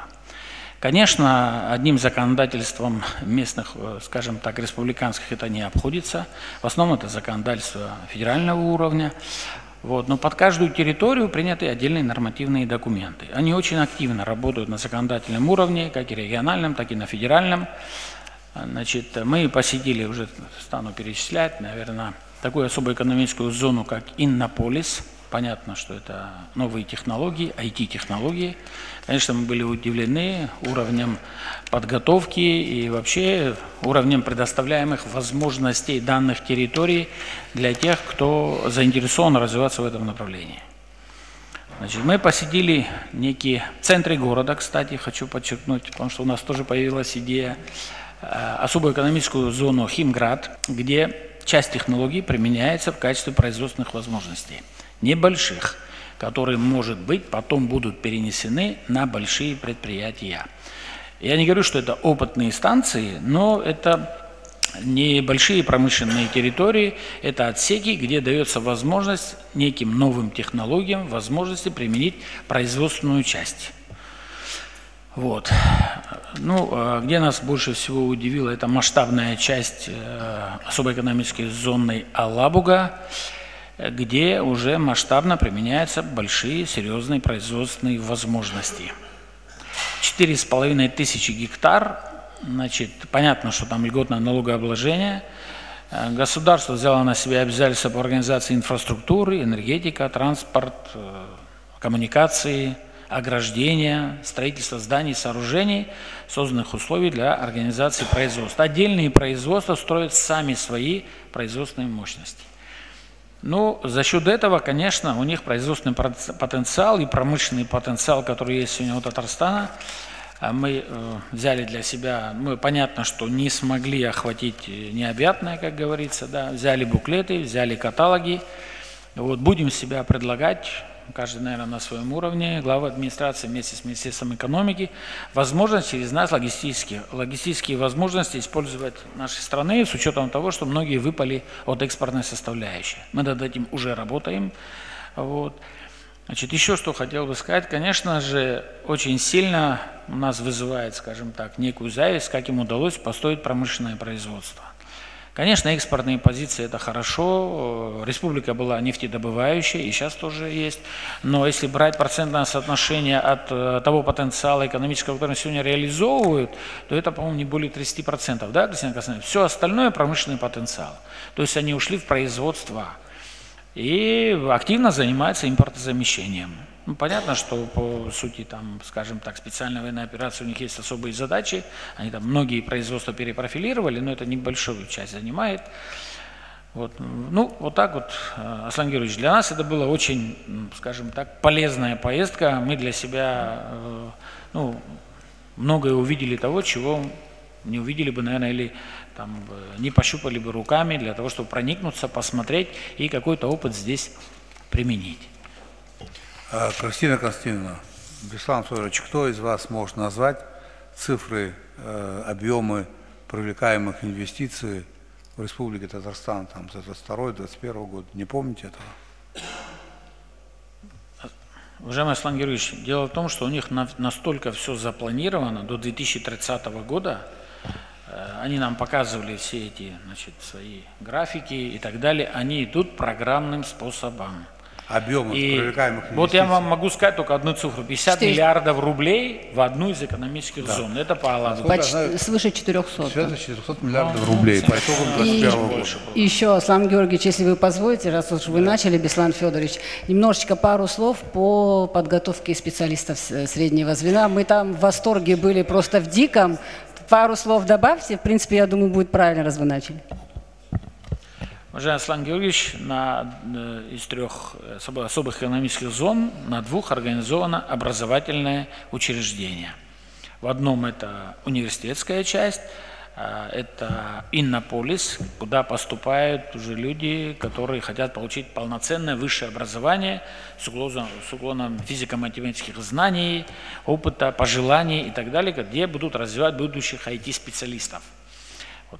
60 человек на одно место конкурс. Есть бюджетные места, но они никоим образом не выпадают из общей конкурсной составляющей. Вот. Ну, а нас больше впечатлил, ну, понятно, таких институтов, университетов, наверное, в другом месте тоже есть. Там есть, конечно, обязательства, после того, как завершили образование, год поработать на этой территории, но имеется в виду в Иннополисе, где эти специалисты будут привлечены для работы в IT-компаниях, которые там расположены. Нас удивило, нет, приятно удивило, и даже, может быть, стоит здесь применить, как-то, может быть, надо изложить. Значит, в Алабуге организовано образовательное учреждение, не профессиональное техническое учреждение, а некий типа кампуса. Приглашают детей к обучению с 9 класса, после того, как 9 класс закончили, то есть момент формирования будущего гражданина, да? В этот момент идет перехват, и, значит, образовательная часть занимает 4 года. Первый год – это тот багаж знаний, который есть и был в школе, в среднем учебном заведении, закрепляется, и дальше, не догружая другими общественными науками, уходят большей частью в техническую часть. Я сейчас скажу, какие там направления охватываются, да? Техническую часть, и наблюдают за, значит, студентами, можно так сказать, какие у него есть, скажем так, предпочтения или в чем он больше заинтересован. Значит, за 3 года, 4 года, значит, всего курса обучения, 3 последних года эти студенты начинают работать на этой территории, сразу получая заработную плату. Заработная плата начинается от 3500 рублей до 90 тысяч рублей доходит. То есть они, получая теорию, тут же применяется все это дело на практике. Значит, производства, которые там размещены, они, ну, наверное, сложно перечислить их количество, начиная с стекольного завода, заканчивая там, я не знаю, всем, чем можно, наверное, насытить свою республику. То есть они куют свои кадры. При этом, значит, студент, который заканчивает данное образовательное учреждение, он выходит полноценным специалистом в 17-18 лет, уже со стажем работы, с опытом и готовый кадр. То есть они, конечно же, принимать готовы, допустим, да, если человек закончил там бакалавриат и также там приехал на обучение. Но все то же самое, они программу менять не собираются, они также будут относиться к нему как к девятикласснику, получившим там стартовое образование в средней школе. Поэтому нас это очень задело, честно говоря, Аслан Георгиевич. У нас даже есть мнение, что в городе Сухум у нас есть бывшая 15-я школа в новом районе. Но, может быть, можно было бы на ее базе организовать такое образовательное учреждение. Они нам готовы помогать специалистами, преподавателями, технологиями, как можно это применить у нас, потому что вот именно в этот период, когда подростковый, как раз таки это наверняка кто-то посидел и серьезно подумал над этим, как правильнее построить работу. То есть люди в 17, 18, 19 лет уже специалисты, которые прошли практику на серьезных заводах, фабриках и имеют практический опыт. Готовые инженеры, готовые управленцы предприятиями. Там не обязательно идти в техническую часть, там управленческим функциям тоже учат, как построить работу в предприятии, в организации и так далее. Вот нас это... Там на втором какой конкурс? 60. Первый 60, второй 40. Значит, смотрите, какая история. Мы поставили вопрос, в том плане, что можно ли нам или нашим там детям как-то поучаствовать. Да, конечно, можно. Но первый этап – это дистанционный опрос, понятно, тестирование. Потом физическое присутствие, понятно, тоже там вопрос собеседования. Самая последняя, финишная стадия отбора – это конкурс между собой. Среди тех, значит, абитуриентов, можно так сказать, да, которые хотят стать, значит, участниками данного образовательного учреждения. Значит, если в одном из, вот я то, что вначале сказал, в Иннополисе они дают такие серьезные образовательные возможности для того, чтобы стать IT-специалистом, и ты имеешь обязательство год работать на особой зоне, то в данном случае ты, проходя образовательный процесс, тут же работаешь, получаешь эти знания, получаешь опыт, и у тебя дальше, конечно, нет никаких обязательств оставаться на территории, если у тебя самого не появилось желание дальше продолжить работу. В том или ином виде можно было подумать, как использовать этот опыт у нас, потому что для нас, молодое поколение, которое ищет себя, я думаю, что было бы хорошим подспорьем. Спасибо, Аслан Георгиевич. Если будут вопросы, я готов ответить. Спасибо, Беслан Федорович, за информацию. Уважаемые коллеги, все еще есть возможность высказаться, задать вопросы. Прошу вас. Достаточно интересная беседа сегодня прошла, даже с теми людьми, которых я лично знаю и чьим мнением я очень дорожу и уважаю. И мы, как понимаю, что в будущем нам предстоит обсуждать и на комитете, и на сессии данный законопроект, то я услышал такое авторитетное, хорошее, крепкое, сильное, убежденное мнение. И для нас это очень важно, особенно вот сидят здесь мои коллеги, для которых будем руководствоваться данным мнением. Но в продолжении, что бы я хочу сказать немножко о себе, что о нас, вернее, вот в нашем комитете в плане работы у нас 21 законопроект. Из них самый такой, который к теме сегодняшней, да, это градостроительный кодекс, который будет принят, вынесен на сессию. Он во втором чтении уже прошел, в третьем. И я хочу сказать, что для тех, кто меня знает, я его пропустил через весь свой мозг, да, и отнесся к нему с любовью, что он будет полезный для вас. И он многие те вопросы, которые вы сегодня ставили, он снимет. Снимет порядок строительства, снимет архитектурную часть, для того, чтобы не выглядел наш город хаотично. Идею закладывал такову, что, наверное, вот, когда строились Эмираты, да, ставился вопрос самый большой, единственный в мире, да, самый лучший. Наверное, такая идея должна была заложена быть в этом градостроительном кодексе, мы это смогли заложить. Одной из идей закладки у нас должна быть самая красивая, самая большая набережная, да, и это должно поэтапно, может 50 лет, может 100 лет, но эта идея должна идти вперед, и она должна сидеть в проекте. Может, мы ее не успеем, во всяком случае, я и кто старше меня, но наше поколение хотя бы будут знать, что такой фундамент заложен. И с этим мы должны выделить ту зону, которая не будет для строительства каких-либо объектов капитального строительства, а будет просто для набережных, для пешеходных и так далее. И это все 200 наших километров. И тогда через 50-100 лет, даст Бог, у нас будет красивая, хорошая набережная. Но там, где уже сегодня есть и построены здания, сооружения, ну, наверное, придет хороший мэр, красивый, с деньгами, выкупит этот объект и дальше придаст ему значение. Или обойдет его красиво, или снесут. Ну, разные методы есть, существуют, я туда не хочу углубляться. Второй закон, о котором я говорю, это жилищный закон. Его тоже у нас нету, и реформа ЖКХ в стране нужна как воздух. Иначе каждый раз обращение в правительство и в частности к нам будут все увеличиваться о том, что ветхое жилье вот оно развалится, да? И придет, наверное, через 20 лет или через 10 лет время, что все жилье наше будет просто разрушено. И власти никто ничего не смогут, и помощь нам оказана никуда нам не поможет. Это будет абсолютно. И чем раньше мы эту реформу проведем и примем, тем быстрее мы определимся в своем жилье, тем быстрее достигнем той самой стабилизации, которую мы хотим видеть в жилищном фонде.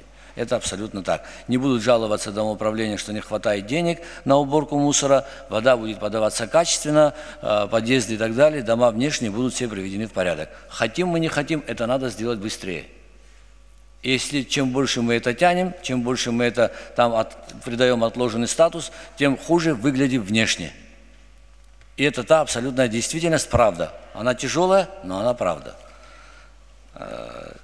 Третий закон мы приняли, который закончили, это о публичных закупках. Да? Много среди бизнеса мы обсуждаем, среди деловых кругов нашей страны. И даже я, в частности, когда сталкиваюсь с людьми, очень много молодежи выросло, которые хотят себя реализовать в бизнесе, да? Которые хотят реализовать в других каких-то смежных профессиях, в строительстве, где бы ни было. Да? Бизнес не ограничен одной куплей-продажей, да? Он и в производственной части. И вот они готовы реализовывать себя, у нас есть бюджет, и необходимо провести те самые публичные закупки, о которых мы говорим всегда, прозрачность нужна, да? Она нужна, она во всем мире. Единственное, что может привести к оптимальной цене и реальной стоимости, это только конкурентная среда. И мы все это знаете, люди бизнеса. И самая дешевая цена, как бы государство не управляло и не регулировало ценой, конкурентная среда определяет стоимость любого товара, любых услуг. Чем больше конкуренция, тем дешевле товар и лучше качество. Закон торговли, закон природы. Никуда от него не денешься. Вот 3 законопроекта, которых сегодня мы рассматриваем. Тот законопроект, который мы сегодня обсуждаем, это в части апартаментов, официально он к нам еще не пришел. Наверное, скорее всего, придет к нам, уже я так знаю и так слышал, что он к нам зайдет и будет с нами, и мы его будем предельно рассматривать. Но не изучали, но хочу сказать из того, что я видел в средствах массовой информации, это очень полезный закон, но очень много требует инфраструктуры под себя. Инфраструктура бывает двух направлений, да, это техническое, так само технологическое обеспечение данных проектов и правовое обеспечение. Ведь когда что-то строится, когда что-то делается, всегда возникают споры. Вопрос, как эти споры регулировать. Кто-то называл, что недострой, кто-то называл еще другие, право переуступки долго и так далее. Много вопросов, где этот закон требует подзаконных больших актов. И они должны быть абсолютно параллельно приняты вместе с этим законопроектом. Я в этом абсолютно убежден, думаю, что так и буду позиционировать в парламенте. Что касается технических сопровождений, ведь техническое сопровождение связано с затратами. Это же деньги. А применять бизнес к деньгам, это значит не быть проекту. У нашего рынка есть цена нашего имущества, цена тех самых площадок, которые мы пытаемся продать и сделать из него бизнес и привлечь деньги. Это же деньги, обременение. Что туда может входить? Дорога, свет, вода и так далее. Это вся инфраструктура, которая в хорошем смысле, в идеальном случае, если мы приводим другие страны государства, всегда это обеспечивается со стороны с плеча государства, лишь бы пришли инвестиции.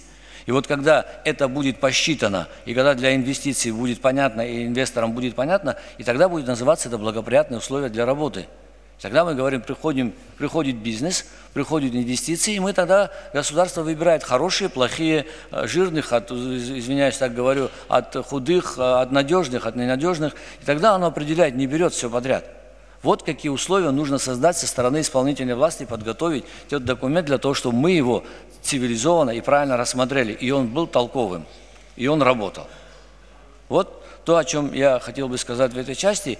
И последнее, здесь Кристина Константиновна сказала о инфраструктурных проектах. К нам пришло 2 законопроекта, всего-навсего со стороны администрации, больше из 21 закона больше мы не знаем, только 2 закона о товариществе и то, что я назвал, да? О партнерстве, да. Пришел этот закон тоже о партнерстве, требует много обсуждений. Я не понимаю сегодня, для кого этот закон нужен. Если потребитель этого закона, мы можем его написать, принять, но если потребителя этого закона нет, то его нужно всегда корректировать и всегда руку держать на пульсе. Так же, как и возвращаясь обратно к закону об апартаментах, мы должны понять, с чего мы начнем, где мы разрешим первое строительство апартаментов, где нам не хватает человеческого ресурса, где должно быть. Там, где, потому что оно же еще приводит к увеличению всех тех правоохранительных органов, площадки, которые в Гаграх будет востребована. Может, в Ачамчирах сперва начнем. Мы это обсуждали там в узком круге, не в узком, таком в рабочем порядке на комитете. Нужно выделить площадку, ее индивидуально рассмотреть и сделать из него хороший пилотный проект и начать его строить. Вот тогда, наверное, для нас будет понятно, как регулировать все остальные взаимоотношения в этой области. В этой среде. Просто принять закон и сделать, заходите и давайте, то будет такой хаос, что мы не поймем, это только шишек набьем. А на примере одной истории, на одного участка или двух участков, которых также надо публично пообсуждать, где не хватает всего остального, ресурсов человеческих, то можно привлекать. И в конце концов, и самое последнее, а какой предел нашего перенасыщения, вот где тот самый конец, когда мы скажем стоп. Ведь закон в наших руках, если он перенасытился, то кто-то должен сказать стоп, все, закрываем тему апартаментов и больше не делаем. Это можно сделать за месяц, за два, может за полгода, может за год. Никто не знает, насколько будут востребованы наши апартаменты. Это мы сейчас так думаем. Это риски. Бизнес – это всегда риски. И строительство новых объектов, особенно жилья, что его кто-то купит, это тот самый риск. И риски лежат всех на сегодня инвесторов, которые планируем пригласить. И он придет с риском, он может с убытком продать, может с прибылью продать. Всякое бывает. Но при этом, вот, хочу сказать, вот то, что ранее повторился, да, это все надо взвешивать, все надо подойти, и обеспечить, и как бизнес и государство, как одно общее дело, когда подойдут к этому решению, тогда оно будет, и мы готовы к этому сделать. И мы будем этот закон провоносить для того, чтобы каждый законопроект, связанный с инфраструктурой, где предложены будут взаимовыгодные условия и государству, и частному партнерству, это будет индивидуальный проект. Это будет индивидуально приходить к тому, что подлежит реализации. Все так просто принять, он опять-таки не обеспечен, самое главное, правилами оценки того или иных инвестиций, сколько будет стоить проект строительства аэропорта, или сколько будет стоить проект строительства железной дороги или дороги. Пока эта экспертиза у нас в стране не будет налажена, и сама идея проектирования, сама система проектирования не будет абсолютной, то до этого принимать такой закон в общем виде его нельзя. Он должен быть индивидуальным. Спасибо. Я большое спасибо вам хочу сказать. Наверное, Аслан Георгиевич, идея просто очень хорошая, и если это будет носить такой расширенный характер, как для нас, как для депутатов, для того, чтобы мы могли знать источник тех самых законодательных проектов, которые нужны сегодня бизнесу и экономике, мы бы были бы очень признательны, если в будущем мы глубже рассматривали и обсуждали бы те или иные темы. Все. Уважаемые коллеги, хотел бы отреагировать мгновенно.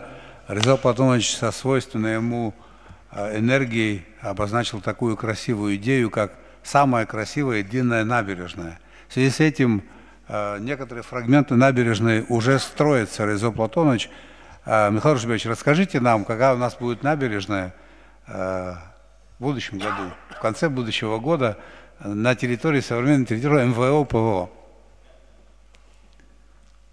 Это, наверное, такой приятный сюрприз для присутствующих. Спасибо, да.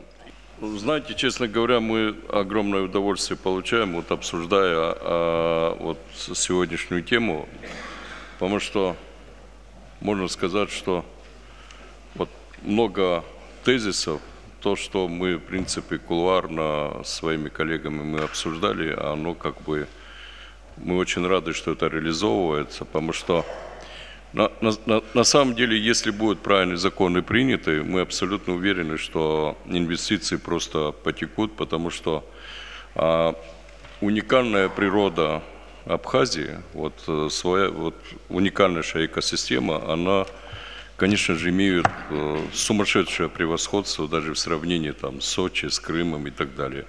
И это подтверждает любой человек, который посещает Абхазию.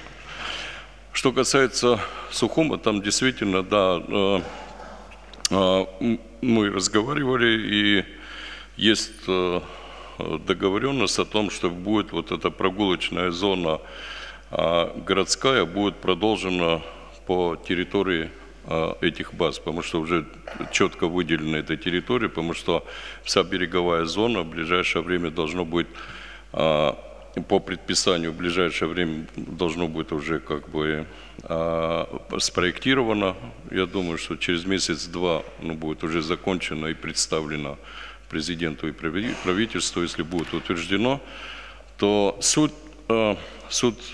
вообще всей деятельности это соединит береговую зону этих санаторий непосредственно с прогулочной зоной Сухума. То есть и граждане, и гости будут иметь уникальную возможность любоваться вообще теми красотами, особенно вот через реку, если они перейдут, там совершенно другой вид вообще на море и другой вид города. Я думаю, общими усилиями мы можем, в принципе, этот проект реализовать. Потому что, еще раз повторю, что 12-метровая зона от берега, 14-метровая, я ошибаюсь, 14-метровая зона, она будет спроектирована и в ближайшее время будет представлена с пешеходным мостом через реку Басла.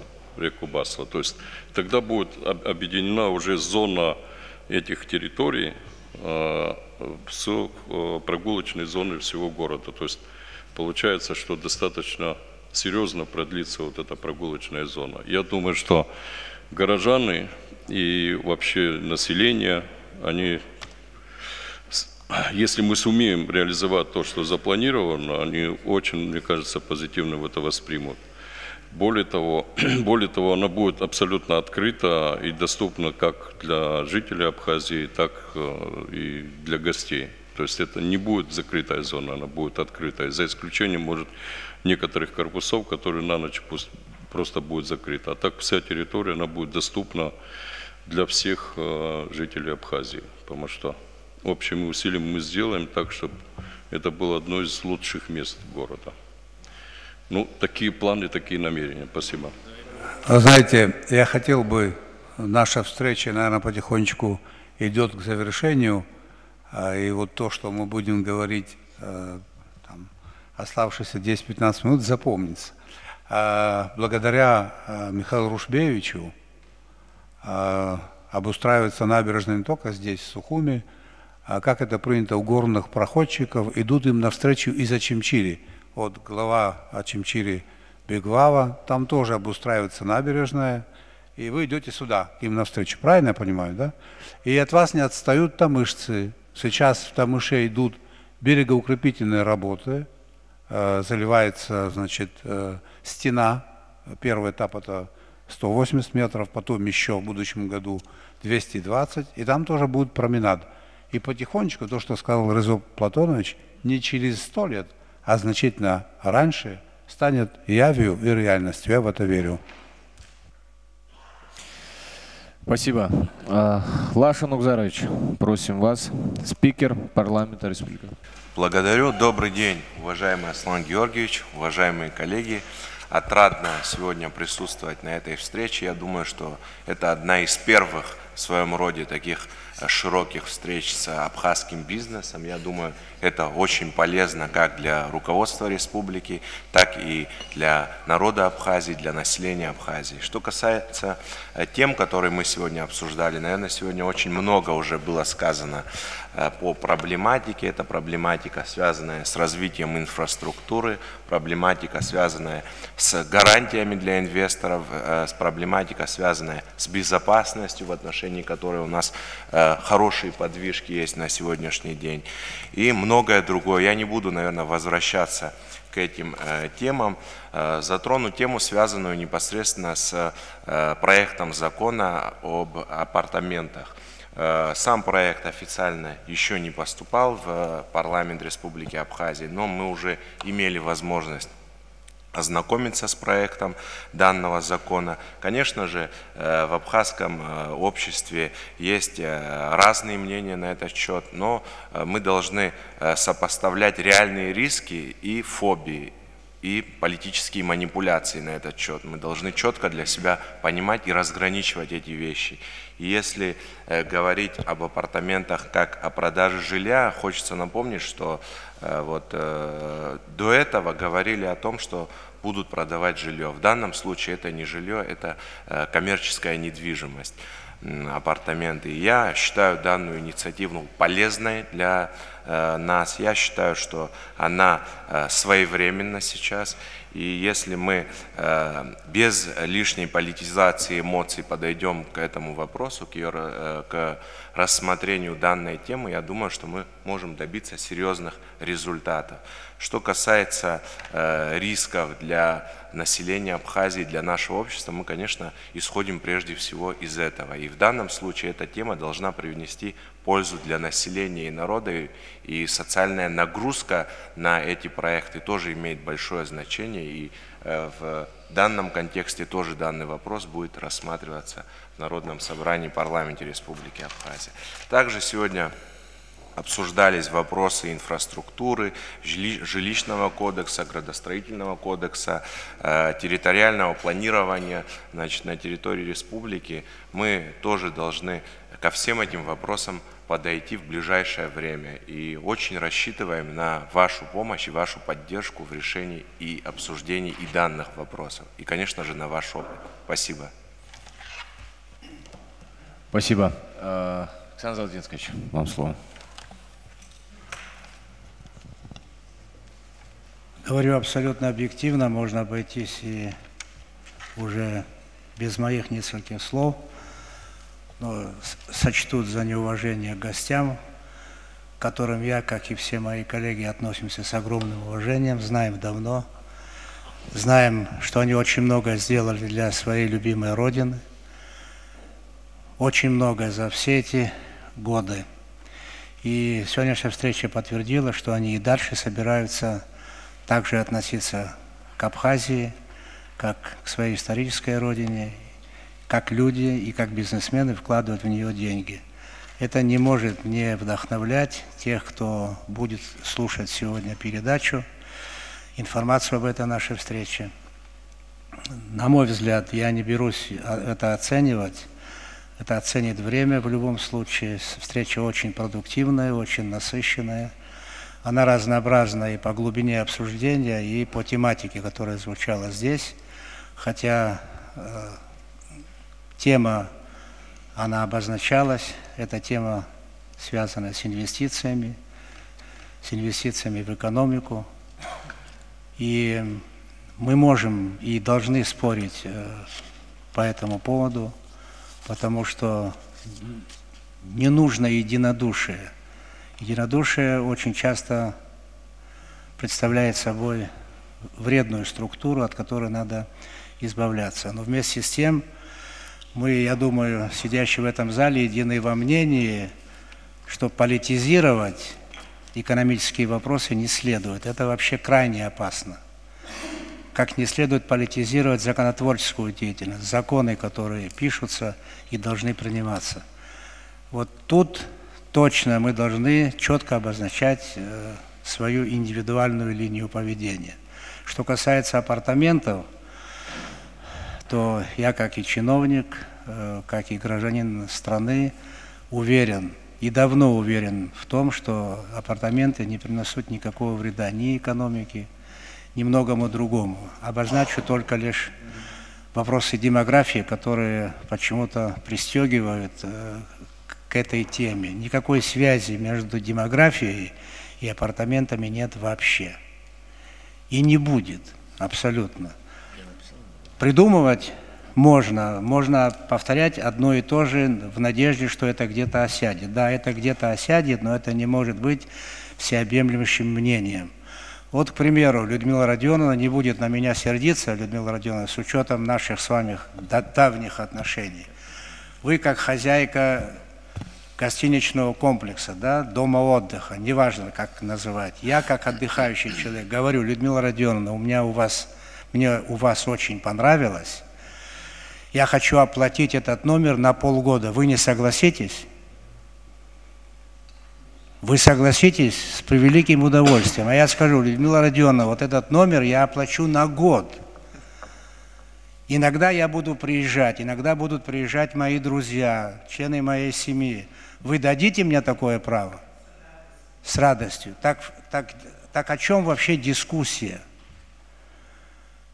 О чем дискуссия? Не хочу ставить знак равенства, это не дискуссия по экономике, это дискуссия по политике. И тут же я перехожу к другому сегодня оратору, кто говорил правильные вещи. Нужна преемственность. Вот за преемственность мы должны отдать все, что можем, приличного, за преемственность. Будет в обществе абхазском преемственность в политике, в передаче власти, тогда и бизнес пойдет в удесятеренном количестве в нашу страну. Не будет преемственности. Избитая фраза, но очень содержательная: бизнес любит тишину. Не будет никакого серьезного бизнеса. И это мы с вами можем сделать. Желание находящихся у себя дома бизнесменов, живущих в России, очевидное, оно абсолютно справедливое. Были очень плохие примеры. Но надо отдать должное нашим силовым структурам. За последние годы очень много изменилось в этом ключе в Абхазии. Можно поинтересоваться криминальной хроникой, криминальными сводками. Поверьте, говорю как человек, который кое-что в этом знает, это вселяет надежду, что в абхазском обществе и дальше будет устанавливаться правовой порядок. Естественно, на это нужны деньги. Эти деньги в итоге опосредованно все равно придут от бизнеса. Без инвестиций, правильно было сказано, Беслан Кварча здесь говорил о том, что абхазский бюджет формируется из этого. Часто мои коллеги, мои друзья, мои земляки в разных местах обижаются, когда я, вот и Ревас Платонович сказал о том, что Анклав часто говорит о советских примерах. Ну да, я старорежимный человек, известный консерватор. Это так. Но и советская автономная социалистическая республика Абхазия, ее бюджет формировался из сумасшедших инвестиций, которые шли из союзного бюджета. Да весь наш Советский Союз был соткан из этого. Все были датируемыми, кроме Российской Федерации, и Белоруссия сама себя содержала. Все остальные союзные республики были датируемыми в огромных суммах. Это мы не можем отрицать и не должны. Поэтому инвестиции, нас упрекают в том, что сегодняшняя власть очень часто говорит об инвестициях. Во-первых, это не ругательство. Б, это экономическая составляющая, очень важнейшая составляющая для развития нашей страны. Вот наше понимание, а как властные структуры мы вам гарантируем, что будем и по-прежнему быстро готовить документы, делать это без проволочек, и в этом мы всегда с вами будем находить общий язык.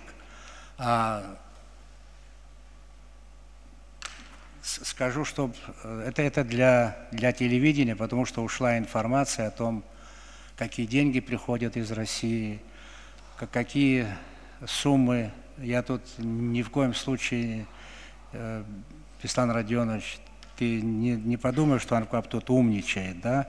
Вот эти 106 миллиардов, они расщепляются, и в течение 18 лет, как считали, 106 миллиардов, в течение этих лет на каждого человека в среднем 1800-1900 рублей. И мы не могли, уважаемый Беслан, эти деньги, никто, и задолго до нашей работы ни одно правительство Абхазии не могло эти деньги раздавать вот как какой-то взнос. Это невозможно и нельзя было делать. И мы это делать не собираемся, никому не советуем таким образом относиться к деньгам. К Российской Федерации, к ее поддержке мы относимся с глубокой благодарностью. Все эти годы после войны Россия, вы знаете, я обязан это повторить, потому что очень часто это не знает наша молодежь.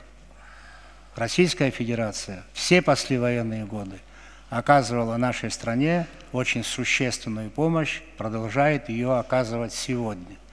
И к этому мы не можем относиться с неуважением.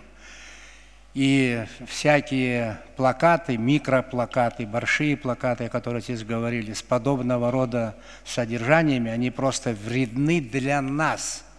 Россия это перетерпит. Это вредно для нас, для нашего завтрашнего дня, для нашего будущего. Мы должны воспитывать свою молодежь, своих детей на нормальных внутренних состояниях. Я не буду сейчас акцентировать, кто это говорили практически все. На противоречиях, на конфликтах, употреблю такое слово, на злобе нельзя созидать. Известный абхазский философ Сенека говорил давно: мы злы, мы были злы, мы будем злы. Вот эту формулировку я никак, при всем при том, что Сенека на меня рассердится, я никак не могу применить к нашему абхазскому обществу. Мы в этом смысле всегда были другими людьми. Если что-то потеряли, нам надо это возродить и жить именно с нормальными чувствами. Тогда и к нам больше людей потянется, и у нас будет успех. Спасибо. Теперь не потому, что кто-то забыл, потому что мы увлеклись очень интересной темой. Александр Георгиевич, если вы разрешите, я прошу всех встать, почтить память погибших в Сирии и в Турции в результате этого чудовищного землетрясения.